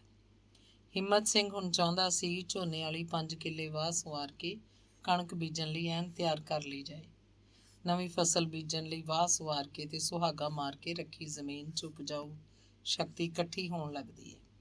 ਝੋਨੇ ਵਾਲੀ ਜ਼ਮੀਨ 'ਚ ਟਰੈਕਟਰ ਚਲਾਉਣ ਲਈ ਜਗਰੂਪ ਨੇ ਬਲਵੰਤ ਨਾਲ ਠੇਕਾ ਕਰ ਲਿਆ। ਇਹ ਵੀ ਕਿਹਾ ਕਿ ਟਰੈਕਟਰ ਉਹ ਆਪ ਚਲਾਏਗਾ। ਬਲਵੰਤ ਨਾਲ ਲਿਹਾਜ਼ ਵੀ ਸੀ ਤੇ ਟਰੈਕਟਰ ਵੀ ਜਗਰੂਪ ਨੇ ਆਪ ਚਲਾਉਣਾ ਸੀ, ਸੋ ਆਮ ਲੋਕਾਂ ਨਾਲੋਂ ਠੇਕਾ ਘੱਟ ਕੀਤਾ ਗਿਆ। ਇੰਜ ਕਰਨ ਨਾਲ ਬਲਵੰਤ ਦਾ ਦਿਨ ਬਚਦਾ ਸੀ ਤੇ ਜਗਰੂਪ ਦਾ ਟਰੈਕਟਰ ਚਲਾਉਣ ਦਾ ਚਾਅ ਵੀ ਪੂਰਾ ਹੁੰਦਾ ਸੀ। ਸਵੇਰ ਦੀ ਠੰਡੀ ਹਵਾ ਸਰੀਰ 'ਚ ਧੁੜਤੁੜੀਆਂ ਛੇੜ ਰਹੀ ਸੀ। ਲੱਗਦਾ ਸੀ ਬੰਦੇ ਦੇ ਪਿੰਡੇ ਲਈ ਕੱਲਾ ਕਮੀਜ਼ ਕਾਫੀ ਨਹੀਂ ਹੈ। ਇੰਜ ਵੀ ਲੱਗਦਾ ਕਿ ਹੋਰ ਕੱਪੜਾ ਲੈਣ ਦੀ ਲੋੜ ਵੀ ਇੰਨੀ ਕੀ ਹੈ। ਟਰੈਕਟਰ ਦੀ ਟੈਂਕੀ ਤੇਲ ਨਾਲ ਫੁੱਲ ਕਰਕੇ ਲੋਹੇ ਦੇ ਹਲ ਜੋੜ ਕੇ ਬਲਵੰਤ ਉਹਨੂੰ ਆਪ ਉਹਨਾਂ ਦੇ ਖੇਤ ਛੱਡ ਕੇ ਗਿਆ। 2 ਗੇੜੇ ਬਲਵੰਤ ਉਹਦੇ ਨਾਲ ਹੀ ਟਰੈਕਟਰ ਦੇ ਮਡਗਾੜ ਤੇ ਬੈਠਾ ਰਿਹਾ। ਬਿੰਦੇ ਬਿੰਦੇ ਉਹਨੂੰ ਸਮਝਾਉਂਦਾ, ਉਹਨੂੰ ਤੇਜ਼ੀ ਨਾ ਕਰਨ ਲਈ ਆਖਦਾ। ਤੀਜੇ ਗੇੜੇ ਨੂੰ ਬਲਵੰਤ ਟਰੈਕਟਰ ਤੋਂ ਉਤਰ ਕੇ ਖੇਤ ਦੇ ਇੱਕ ਪਾਸੇ ਖੜਾ ਜਗਰੂਪ ਨੂੰ ਟਰੈਕਟਰ ਲਈ ਫਿਰਦੇ ਨੂੰ ਦੇਖਦਾ ਰਿਹਾ। ਫਿਰ ਪਿੰਡ ਨੂੰ ਚਲਾ ਗਿਆ। ਹਿੰਮਤ ਸਿੰਘ ਮੁੰਡਿਆਂ ਦੇ ਨਾਲ ਹੀ ਪੈਰੀਂ ਤੁਰ ਕੇ ਖੇਤ ਪਹੁੰਚ ਗਿਆ ਤੇ ਉਹ ਚਾਹ ਦਾ ਸਮਾਨ ਖੇਤ ਲੈ ਕੇ ਆਇਆ ਸੀ। ਸੀਤਾ ਵੀ ਖੇਤ ਆ ਗਿਆ। ਕਹੀ ਲੈ ਕੇ ਉਹ ਵੀ ਉੱਚਾ ਨੀਵਾਂ ਥਾਂ ਪੱਧਰਾ ਕਰਦਾ ਫਿਰਦਾ ਸੀ। ਖੇਤ 'ਚ ਫਿਰਦੇ ਟਰੈਕਟਰ ਦੀ ਆਵਾਜ਼ ਜਿਵੇਂ ਮਿੱਟੀ 'ਚ ਜ਼ਿੰਦਗੀ ਦੀਆਂ ਧੜਕਣਾਂ ਦਾ ਸੰਚਾਰ ਕਰ ਰਹੀ ਹੋਵੇ। ਟੇਪ 'ਚ ਵੱਜਦਾ ਗੁਰਦਾਸ ਮਾਨ ਟਰੈਕਟਰ ਦੀ ਆਵਾਜ਼ ਨਾਲੋਂ ਵੀ ਵੱਧ ਜੰਗਲ 'ਚ ਮੰਗਲ ਸੀ। ਹਿੰਮਤ ਸਿੰਘ ਤੇ ਸੀਤੇ ਨੇ ਜਦੋਂ ਚਾਹ ਬਣਾਈ, ਸੂਰਜ ਖਾਸਾ ਤਾਂ ਉੱਠ ਆਇਆ ਸੀ। ਵੱਡੇ ਰਾਹ ਉੱਤੇ ਖੇਤਾਂ ਨੂੰ ਜਾਂਦੇ ਪਸ਼ੂਆਂ ਦੇ ਪੈਰਾਂ ਦੀ ਧੂੜ ਅਸਮਾਨ ਵੱਲ ਉੱਡਦੀ ਉੱਡਦੀ ਉੱਥੇ ਕਿਧਰੇ ਫੇਰ ਥੱਲੇ ਬੈਠ ਜਾਂਦੀ ਸੀ। ਟਰੈਕਟਰ ਉੱਤੇ ਬੈਠੇ ਨਹੀਂ, ਜਗਰੂਪ ਨੇ ਚਾਹ ਦਾ ਗਲਾਸ ਫੜਿਆ। 2-4 ਘੁੱਟਾਂ ਹੀ ਭਰੀਆਂ। ਉਹਨੂੰ ਕੰਮ ਨਿਬੇੜਨ ਦੀ ਕਾਹਲ ਸੀ। ਉਸ ਦਿਨ ਸਵੇਰੇ ਸਵੇਰੇ ਭੁੱਕੀ ਉਹ ਥੋੜ੍ਹੀ ਵੱਧ ਹੀ ਖਾ ਗਿਆ ਸੀ। ਇੰਨੀ ਜ਼ਿਆਦਾ ਨਹੀਂ ਕਿ ਕਮਲਾ ਹੀ ਬਣਿਆ ਫਿਰੇ। ਉਹਨੇ ਸੋਚਿਆ ਸੀ ਕਿ ਭੁੱਕੀ ਦੇ ਨਸ਼ੇ 'ਚ ਕੰਮ ਜ਼ਿਆਦਾ ਨਿਬੜੇਗਾ ਤੇ ਉਹਨੂੰ ਥਕੇਵਾਂ ਵੀ ਨਹੀਂ ਚੜ੍ਹਨਾ। ਤੇ ਹੁਣ ਇਹ ਭੁੱਕੀ ਦਾ ਹੀ ਨਸ਼ਾ ਸੀ ਕਿ ਟਰੈਕਟਰ ਨਾਲ ਜਿਵੇਂ ਆਪ ਵੀ ਭੰਬੀਰੀ ਬਣਿਆ ਫਿਰਦਾ ਹੋਵੇ। ਉਹਨੇ ਅਸਮਾਨ ਵੱਲ ਮੂੰਹ ਕੀਤਾ, ਦੇਖਿਆ ਸੂਰਜ ਦੱਖਣ 'ਚ ਢਲਵਾਂ ਜਿਹਾ ਪੂਰਾ ਚਮਕ ਰਿਹਾ। ਉਹ ਮਾਂ ਦੀ ਉਡੀਕ ਕਰਨ ਲੱਗਿਆ। ਉਹ ਟਰੈਕਟਰ ਉੱਤੇ ਚੜ੍ਹਿਆ, ਉਹਨੂੰ ਦੇਖੇਗੀ ਤਾਂ ਕਿੰਨੀ ਖੁਸ਼ ਹੋਏਗੀ। ਫਿਰ ਉਹਨੂੰ ਲੱਗਿਆ ਜਿਵੇਂ ਭੁੱਕੀ ਦਾ ਨਸ਼ਾ ਘੱਟ ਹੁੰਦਾ ਜਾ ਰਿਹਾ ਹੋਵੇ। ਟਰੈਕਟਰ ਉਹਨੇ ਬੰਦ ਕਰ ਲਿਆ। ਸੀਤੇ ਨੂੰ ਦੂਰੋਂ ਹਾਕ ਮਾਰ ਕੇ ਪਾਣੀ ਦਾ ਗਲਾਸ ਮੰਗਵਾਇਆ। ਸੋਚਿਆ ਸੀ ਟਰੈਕਟਰ ਵੀ ਵਿਚਾਰਾ ਦਮ ਲੈ ਲਏਗਾ। ਉਹਨੇ ਆਪਣੀ ਕਮੀਜ਼ ਦੇ ਗੀਝੇ 'ਚੋਂ ਮੋਮੀ ਕਾਗਜ਼ ਦੀ ਇੱਕ ਨਿੱਕੀ ਪੋਟਲੀ ਕੱਢੀ। ਉਸ 'ਚ ਵਲੇਟ ਕੇ ਰੱਖੀ ਫੀਮ ਦੀ ਵੱਡੀ ਗੋਲੀ ਨਾਲੋਂ ਖਾਸੀ ਸਾਰੀ ਤੋੜ ਲਈ। ਮੂੰਹ 'ਚ ਪਾ ਕੇ ਪਾਣੀ ਨਾਲ ਸੰਘੋ ਥੱਲੇ ਕਰ ਲਈ। ਸੀਤੇ ਨੂੰ ਗਲਾਸ ਫੜਾਉਂਦਿਆਂ ਖੱਬੀ ਅੱਖ ਦੱਬਤੀ। ਸੀਤੇ ਨੇ ਅੱਖ ਮਾਰ ਕੇ ਮੋੜਵਾਂ ਜਵਾਬ ਦਿੱਤਾ ਤੇ ਬੋਲਿਆ, ਅੱਜ ਪੀਣੀ ਹੈ ਤਾਂ ਤੂੰ ਬੱਲਿਆ। ਜਿੰਨੀ ਮਰਜ਼ੀ, ਪਹਿਲੇ ਤੋੜਦੀ ਹੈ। ਫਿਰ ਟਰੈਕਟਰ ਸਟਾਰਟ ਕਰਦਿਆਂ ਸਾਰੇ ਵਾਹਣ ਵੱਲ ਝਾਕਿਆ। ਕਹਿੰਦਾ, ਵੱਢ ਦੇਖਦਿਆਂ ਕਿੰਨਾ ਕੁ ਲਿਬੜਦਾ। ਦਿਆਕੁਰ ਰੋਟੀ ਲੈ ਕੇ ਆ ਗਈ। ਜਗਰੂਪ ਨੂੰ ਟਰੈਕਟਰ ਚਲਾਉਂਦਿਆਂ ਦੇਖ ਕੇ ਉਹਨੂੰ ਲੱਗਿਆ ਜਿਵੇਂ ਟਰੈਕਟਰ ਉਹਨਾਂ ਦਾ ਆਪਣਾ ਹੋਵੇ। ਖੇਤ 'ਚ ਉੱਠਦਾ ਟਰੈਕਟਰ ਤਾਂ ਬੱਝਵਾਂ ਖੜਕਾ ਉਹਨਾਂ ਨੂੰ ਸਰਦਾਰੀ ਠਾਠ ਬਖਸ਼ ਰਿਹਾ ਸੀ। ਉਹ ਝੁੰਬੀ ਕੋਲ ਟਾਹਲੀ ਥੱਲੇ ਰੋਟੀ ਦਾ ਟੋਕਰਾ ਸਿਰੋਂ ਲਾ ਕੇ ਬੈਠੀ ਤਾਂ ਦੇਖਿਆ ਹਿੰਮਤ ਸਿੰਘ ਤੇ ਸੀਤਾ ਟਰੈਕਟਰ ਵੱਲ ਭੱਜੇ ਜਾ ਰਹੇ ਸੀ। ਟਰੈਕਟਰ ਦੀ ਆਵਾਜ਼ ਬੰਦ ਹੋ ਗਈ। ਰੋਟੀ ਦਾ ਟੋਕਰਾ ਉੱਥੇ ਛੱਡ ਕੇ ਉਹ ਵੀ ਉੱਧਰ ਨੂੰ ਤੁਰ ਪਈ। ਟਰੈਕਟਰ ਦੇ ਕੋਲ ਹੀ ਜਗਰੂਪ ਡਿੱਗਿਆ ਪਿਆ ਬੁਰੀ ਤਰ੍ਹਾਂ ਤੜਫ ਰਿਹਾ ਸੀ। ਉਹਦੇ ਮੂੰਹੋਂ ਕੋਈ ਆਵਾਜ਼ ਨਹੀਂ ਸੀ ਨਿਕਲ ਰਹੀ। ਟਰੈਕਟਰ ਦਾ ਪਿਛਲਾ ਟਾਇਰ ਉਹਦੇ ਪੱਟ ਉੱਤੋਂ ਦੀ ਲੰਘਿਆ ਸੀ। ਸੀਤੇ ਨੇ ਭੱਜ ਕੇ ਜਾ ਕੇ ਝੁੰਬੀ ਕੋਲੋਂ ਪਾਣੀ ਦਾ ਗਲਾਸ ਲਿਆਂਦਾ ਤੇ ਜਗਰੂਪ ਦੇ ਮੂੰਹ 'ਚ ਪਾਇਆ। ਉਹਨੂੰ ਸਾਹ ਮਸਾਂ ਆਉਂਦਾ ਸੀ ਤਾਂ ਤਗੜਾ ਸੀ। ਹਿੰਮਤ ਸਿੰਘ ਦੀ ਮਦਦ ਨਾਲ ਉਹਨੇ ਜੂਪੇ ਨੂੰ ਪਿੱਠ ਤੇ ਬਿਠਾਇਆ। ਆਪਣੇ ਮੋਢਿਆਂ ਉੱਤੋਂ ਦੀ ਉਹਦੀਆਂ ਦੋਵੇਂ ਬਾਹਾਂ ਫੜ ਕੇ ਡਿੱਗਦਾ ਡਿੱਗਦਾ ਪੈਂਦਾ ਉਹਨੂੰ ਝੁੰਬੀ ਕੋਲ ਲੈ ਆਇਆ। ਹਿੰਮਤ ਸਿੰਘ ਤੇ ਦਇਆ ਕੌਰ ਉਹਦੇ ਮੂੰਹ ਵੱਲ ਝਾਕਦੇ ਭਵੱਤਰੇ ਬੈਠੇ ਸੀ। ਸੀਤਾ ਉਹਨਾਂ ਕੋਲੋਂ ਖੇਤ ਦੇ ਦੂਜੇ ਪਾਸੇ ਕਿਧਰੇ ਭੱਜ ਗਿਆ। ਮੁੜਿਆ ਤਾਂ ਉਹਦੇ ਹੱਥ 'ਚ ਘਰ ਦੀ ਕੱਢੀ ਦਾਰੂ ਦੀ ਬੋਤਲ ਸੀ। ਦਾਰੂ ਦਾ ਅੱਧਾ ਗਲਾਸ ਭਰ ਕੇ ਸੀਤੇ ਤੇ ਹਿੰਮਤ ਨੇ ਜਗਰੂਪ ਨੂੰ ਬੈਠਾ ਕੀਤਾ ਤੇ ਉਹਦੇ ਮੂੰਹ ਨੂੰ ਲਾਤਾ। ਸੀਤਾ ਕਹਿੰਦਾ, ਜੁਪਿਆ ਅੱਖਾਂ ਮੀਚ ਕੇ ਪੀ ਜਾ ਸਾਰੀ। ਇੰਨੀ ਕੁ ਦਾਰੂ ਜਗਰੂਪ ਲਈ ਕੋਈ ਚੀਜ਼ ਨਹੀਂ ਸੀ। ਉਹਦਾ ਪੱਟ ਉਹਦੀ ਪੱਗ ਨਾਲ ਹਿੰਮਤ ਸਿੰਘ ਨੇ ਘੁੱਟ ਕੇ ਬੰਨ੍ਹਤਾ ਸੀ। ਉਹਨੂੰ ਦਾਰੂ ਦਾ ਨਸ਼ਾ ਚੜ੍ਹਨ ਲੱਗਿਆ ਤਾਂ ਪੱਟ ਦੀ ਚੀਜ਼ ਘਟ ਗਈ। ਦੂਜਾ ਹਾੜਾ ਉਹਨੇ ਮੰਗ ਕੇ ਲਿਆ ਕਰਿਆ ਸੀ, ਸੀਤੇ ਪਾਣੀ ਨਾ ਪਾਈ। ਜਗਰੂਪ ਨੇ ਤੁਰਨਾ ਤਾਂ ਕੀ, ਉਹ ਤਾਂ ਉੱਠਿਆ ਵੀ ਨਹੀਂ ਸੀ ਜਾ ਰਿਹਾ। ਰੋਟੀ ਉਵੇਂ ਦੀ ਉਵੇਂ ਟੋਕਰੇ 'ਚ ਢਕੀ ਪਈ ਸੀ। ਕਿਹਨੂੰ ਸੁੱਝਣੀ ਸੀ ਰੋਟੀ? ਸੀਤਾ ਪਿੰਡ ਨੂੰ ਭੱਜਿਆ ਗਿਆ। ਬਲਵੰਤ ਨੂੰ ਬੁਲਾ ਕੇ ਲਿਆਇਆ। ਪਿੰਡੋਂ ਖੇਤ ਬਹੁਤੀ ਦੂਰ ਨਹੀਂ ਸੀ। ਬਲਵੰਤ ਨੇ ਪਹਿਲਾਂ ਤਾਂ ਟਰਾਲੀ ਜੋੜ ਕੇ ਲਿਆਂਦੀ, ਫਿਰ ਟਰਾਲੀ 'ਚ ਜਗਰੂਪ ਨੂੰ ਪਾ ਕੇ ਉਹ ਤਿੰਨੇ ਉਹਨੂੰ ਬਠਿੰਡੇ ਲੈ ਗਏ। ਹੱਡੀਆਂ ਦੇ ਡਾਕਟਰ ਨੇ ਜਾਂਦੀ ਪੱਟ ਦਾ ਐਕਸਰਾ ਲਿਆ। ਪੱਟ ਦੀ ਹੱਡੀ ਐਨ ਵਿਚਕਾਰੋਂ 2 ਥਾਵਾਂ ਤੋਂ ਟੁੱਟ ਗਈ ਸੀ। ਡਾਕਟਰ ਨੇ 2 ਦਿਨਾਂ 'ਚ ਪਹਿਲਾਂ ਪੱਟ ਦੀ ਸੋਜ ਲਾਈ, ਫਿਰ ਉਹਦੇ ਸਾਰੇ ਟੈਸਟ ਲੈ ਕੇ ਆਪਰੇਸ਼ਨ ਕਰਤਾ। ਕੁਝ ਦਿਨ ਹੋਰ ਹਸਪਤਾਲ ਰੱਖ ਕੇ ਫਿਰ ਉਹਨੂੰ ਪਿੰਡ ਲੈ ਆਏ। 2 ਮਹੀਨਿਆਂ ਬਾਅਦ ਉਹ ਮਸਾਂ ਸੋਟੀ ਲੈ ਕੇ ਤੁਰਨ ਫਿਰਨ ਜੋਗਾ ਹੋਇਆ ਸੀ। ਡਾਕਟਰ ਨੇ 20,000 ਰੁਪਇਆ ਲਿਆ ਸੀ। ਹਿੰਮਤ ਸਿੰਘ ਦੀ ਕਬੀਲਦਾਰੀ ਖੁੱਚਲ ਗਈ ਤੇ ਮੁੰਡੇ 'ਚ ਜਿਹੜੀ ਬੱਜ ਪੈ ਗਈ, ਉਹਦਾ ਇਲਾਜ ਕੋਈ ਨਹੀਂ ਸੀ। ਅੰਗ 34ਵਾਂ। ਦਇਆ ਕੌਰ ਤਾਂ ਉਹਨੂੰ 22-23 ਸਾਲ ਦੇ ਨੂੰ ਹੀ ਵਿਆਹ ਲੈਣਾ ਚਾਹੁੰਦੀ ਸੀ, ਪਰ ਹਾਲੇ ਤੱਕ ਕੋਈ ਕਹਾਣੀ ਸਿਰੇ ਨਹੀਂ ਚੜ੍ਹੀ ਸੀ। 8 ਕਿੱਲਿਆਂ ਨੂੰ ਸੁਣ ਕੇ ਰਿਸ਼ਤੇ ਆਉਂਦੇ ਤਾਂ ਸਨ। ਗੱਲਾਂ ਹੁੰਦੀਆਂ, ਫਿਰ ਅਗਲੇ ਪਿੰਡ 'ਚ ਵੜ ਜਾਂਦੇ, ਉੱਧਰੋਂ ਕਿੱਧਰੋਂ ਹੀ ਤੁਰ ਪੈਂਦੇ। ਦਾਰੂ ਤਾਂ ਸਾਰਾ ਪਿੰਡ ਪੀਂਦਾ ਸੀ, ਜੇ ਜਗਰੂਪ ਪੀ ਲੈਂਦਾ ਤਾਂ ਕੀ ਸੀ। ਭੁੱਕੀ ਤਾਂ ਸਾਰਾ ਪਿੰਡ ਖਾਂਦਾ ਸੀ, ਜੇ ਜਗਰੂਪ ਖਾਂਦਾ ਸੀ ਤਾਂ ਕੀ ਸੀ। ਫੀਮ ਹਰ ਕੋਈ ਖਾ ਲੈਂਦਾ ਸੀ। ਕੰਮ ਕਰਨ ਵਾਲੇ ਲੋਕਾਂ 'ਚ ਫੀਮ ਕੋਈ ਐਬ ਨਹੀਂ ਸੀ। ਭੁੱਕੀ ਕੋਈ ਐਬ ਨਹੀਂ ਸੀ। ਸ਼ਰਾਬ ਦੁੱਧ ਚਾਹ ਵਾਂਗ ਆਮ ਸੀ। ਜਗਰੂਪ ਵਿੱਚ ਜਿਹੜਾ ਵੱਡਾ ਨੁਕਸ ਸੀ, ਉਹ ਸੀ ਉਹਦੇ ਪੱਟ ਦਾ ਸਰੀਆ। ਪਿੰਡ ਵਿੱਚ ਤਾਂ ਹਰ ਕਿਸੇ ਨੂੰ ਪਤਾ ਸੀ ਕਿ ਹਿੰਮਤ ਸਿੰਘ ਫੌਜੀ ਦੇ ਮੁੰਡੇ ਜਗਰੂਪ ਦਾ ਪੱਟ ਟੁੱਟਿਆ ਹੋਇਆ। ਪੱਟ 'ਚ ਲੋਹੇ ਦਾ ਸਰੀਆ। ਉਹ ਕਿੰਨਾ ਵੀ ਬੋਝ ਕੇ ਜੇ ਤੁਰਦਾ, ਸਰੀਏ ਵਾਲੀ ਲੱਤ ਦੀ ਅੱਡੀ ਥੋੜ੍ਹੀ ਚੱਕੀ ਜਾਂਦੀ ਸੀ। ਸਾਫ਼ ਦਿਸਦਾ ਸੀ ਉਹ ਲੰਗ ਮਾਰ ਕੇ ਤੁਰਦਾ। ਰਿਸ਼ਤਾ ਕਰਨ ਆਇਆ ਹਰ ਕੋਈ ਖਿਸਕ ਜਾਂਦਾ ਸੀ। 8 ਕਿੱਲਿਆਂ ਨੂੰ ਕੀ ਕਰਾਂਗੇ ਜੇ ਕੁੜੀ ਦਾ ਚਿੱਤ ਰਾਜੀ ਨਾ ਹੋਇਆ? ਖੂਹ 'ਚ ਧੱਕਾ ਤਾਂ ਨਹੀਂ ਦੇਣਾ। ਉਹ ਦਿਨੋਂ ਦਿਨ ਵੱਡਾ ਹੁੰਦਾ ਜਾਂਦਾ, ਰਿਸ਼ਤੇ ਆਉਣੇ ਘੱਟ ਹੁੰਦੇ ਗਏ। ਉਹਦੀ ਫੀਮ ਵੱਧਦੀ ਗਈ, ਉਹਦੀ ਭੁੱਕੀ ਵੱਧਦੀ ਗਈ, ਉਹਦੀ ਦਾਰੂ ਵੱਧਦੀ ਗਈ। ਦਇਆ ਕੌਰ ਚਾਹੁੰਦੀ ਸੀ ਨੂੰਹ ਛੇਤੀ ਘਰ ਆਵੇ। ਨੂੰਹ ਆਵੇ ਤਾਂ ਟੱਬਰ ਵਧਣ ਲੱਗੇ। ਦਿਨੋਂ ਦਿਨ ਹਿੰਮਤ ਸਿੰਘ ਦੇ ਹੱਥਾਂ 'ਚੋਂ ਵਕਤ ਨਿਕਲਦਾ ਜਾਂਦਾ। ਉਹਦੀਆਂ ਫੌਜੀ ਪੀਰੀਆਂ ਇੱਥੇ ਕੰਮ ਨਹੀਂ ਕਰਦੀਆਂ ਸੀ। ਉਹਦੀ ਇੱਕੋ ਟੇਕ ਜਗਰੂਪ ਦੇ ਵਿਆਹ 'ਤੇ ਸੀ। ਉਹਨੂੰ ਰੱਬ ਵਰਗਾ ਯਕੀਨ ਸੀ, ਬਗਾਨੀ ਧੀ ਕੋਈ ਆ ਕੇ ਜਗਰੂਪ ਨੂੰ ਸੁਧਾਰ ਲਏਗੀ। ਉਹ ਤੀਵੀਂ ਦੇ ਸਵਾਦ 'ਚ ਭੁੱਕੀਆਂ ਫੀਮਾਂ ਸਭ ਭੁੱਲ ਜਾਏਗਾ। ਔਰਤ ਦਾ ਨਸ਼ਾ ਦੁਨੀਆ ਦੇ ਕੁੱਲ ਨਸ਼ਿਆਂ ਦੇ ਉੱਤੋਂ ਦੀ ਹੈ। ਕੋਈ ਚੱਜਦੀ ਹੋਈ ਭਲੇ ਘਰ ਦੀ ਧੀ ਇਹਨੂੰ ਸਿੱਧਾ ਕਰ ਦੋ, ਇੰਨੀ ਤੁੱਕਲ ਬਣਾ ਦੇਗੀ। ਜਗਰੂਪ ਖੇਤ ਨੂੰ ਜ਼ਰੂਰ ਜਾਂਦਾ। ਉਹ ਹਿੰਮਤ ਸਿੰਘ ਨਾਲ ਤਾਂ ਘੱਟ ਵੱਧ ਹੀ ਗੱਲ ਕਰਦਾ। ਹਿੰਮਤ ਸਿੰਘ ਵੀ ਉਹਦੇ ਉੱਤੇ ਅੰਦਰੋਂ ਅੰਦਰ ਖਿਝਿਆ ਰਹਿੰਦਾ। ਸੀਤਾ ਹੀ ਸੀ ਜਿਹੜਾ ਉਹਨੂੰ ਆਖ ਵੇਖ ਕੇ ਖੇਤ ਲੈ ਜਾਂਦਾ। ਹਿੰਮਤ ਸਿੰਘ ਜਿਹੜਾ ਕੰਮ ਸੀਤੇ ਨੂੰ ਸਮਝਾਉਂਦਾ, ਉਹ ਜਗਰੂਪ ਨੂੰ ਨਾਲ ਲਿਜਾ ਕੇ ਕਰਨ ਲੱਗਦਾ। ਨਸ਼ਾ ਪਾਣੀ ਤਾਂ ਜ਼ਰੂਰ ਕਰਦਾ, ਪਰ ਸੀਤੇ ਕਰਕੇ ਜਗਰੂਪ ਘਰੋਂ ਬਾਹਰ ਨਹੀਂ ਜਾਂਦਾ ਸੀ। ਘਰੋਂ ਖੇਤ, ਖੇਤੋਂ ਘਰ, ਇਹੀ ਬਸ ਉਹਦਾ ਸੰਸਾਰ ਸੀ।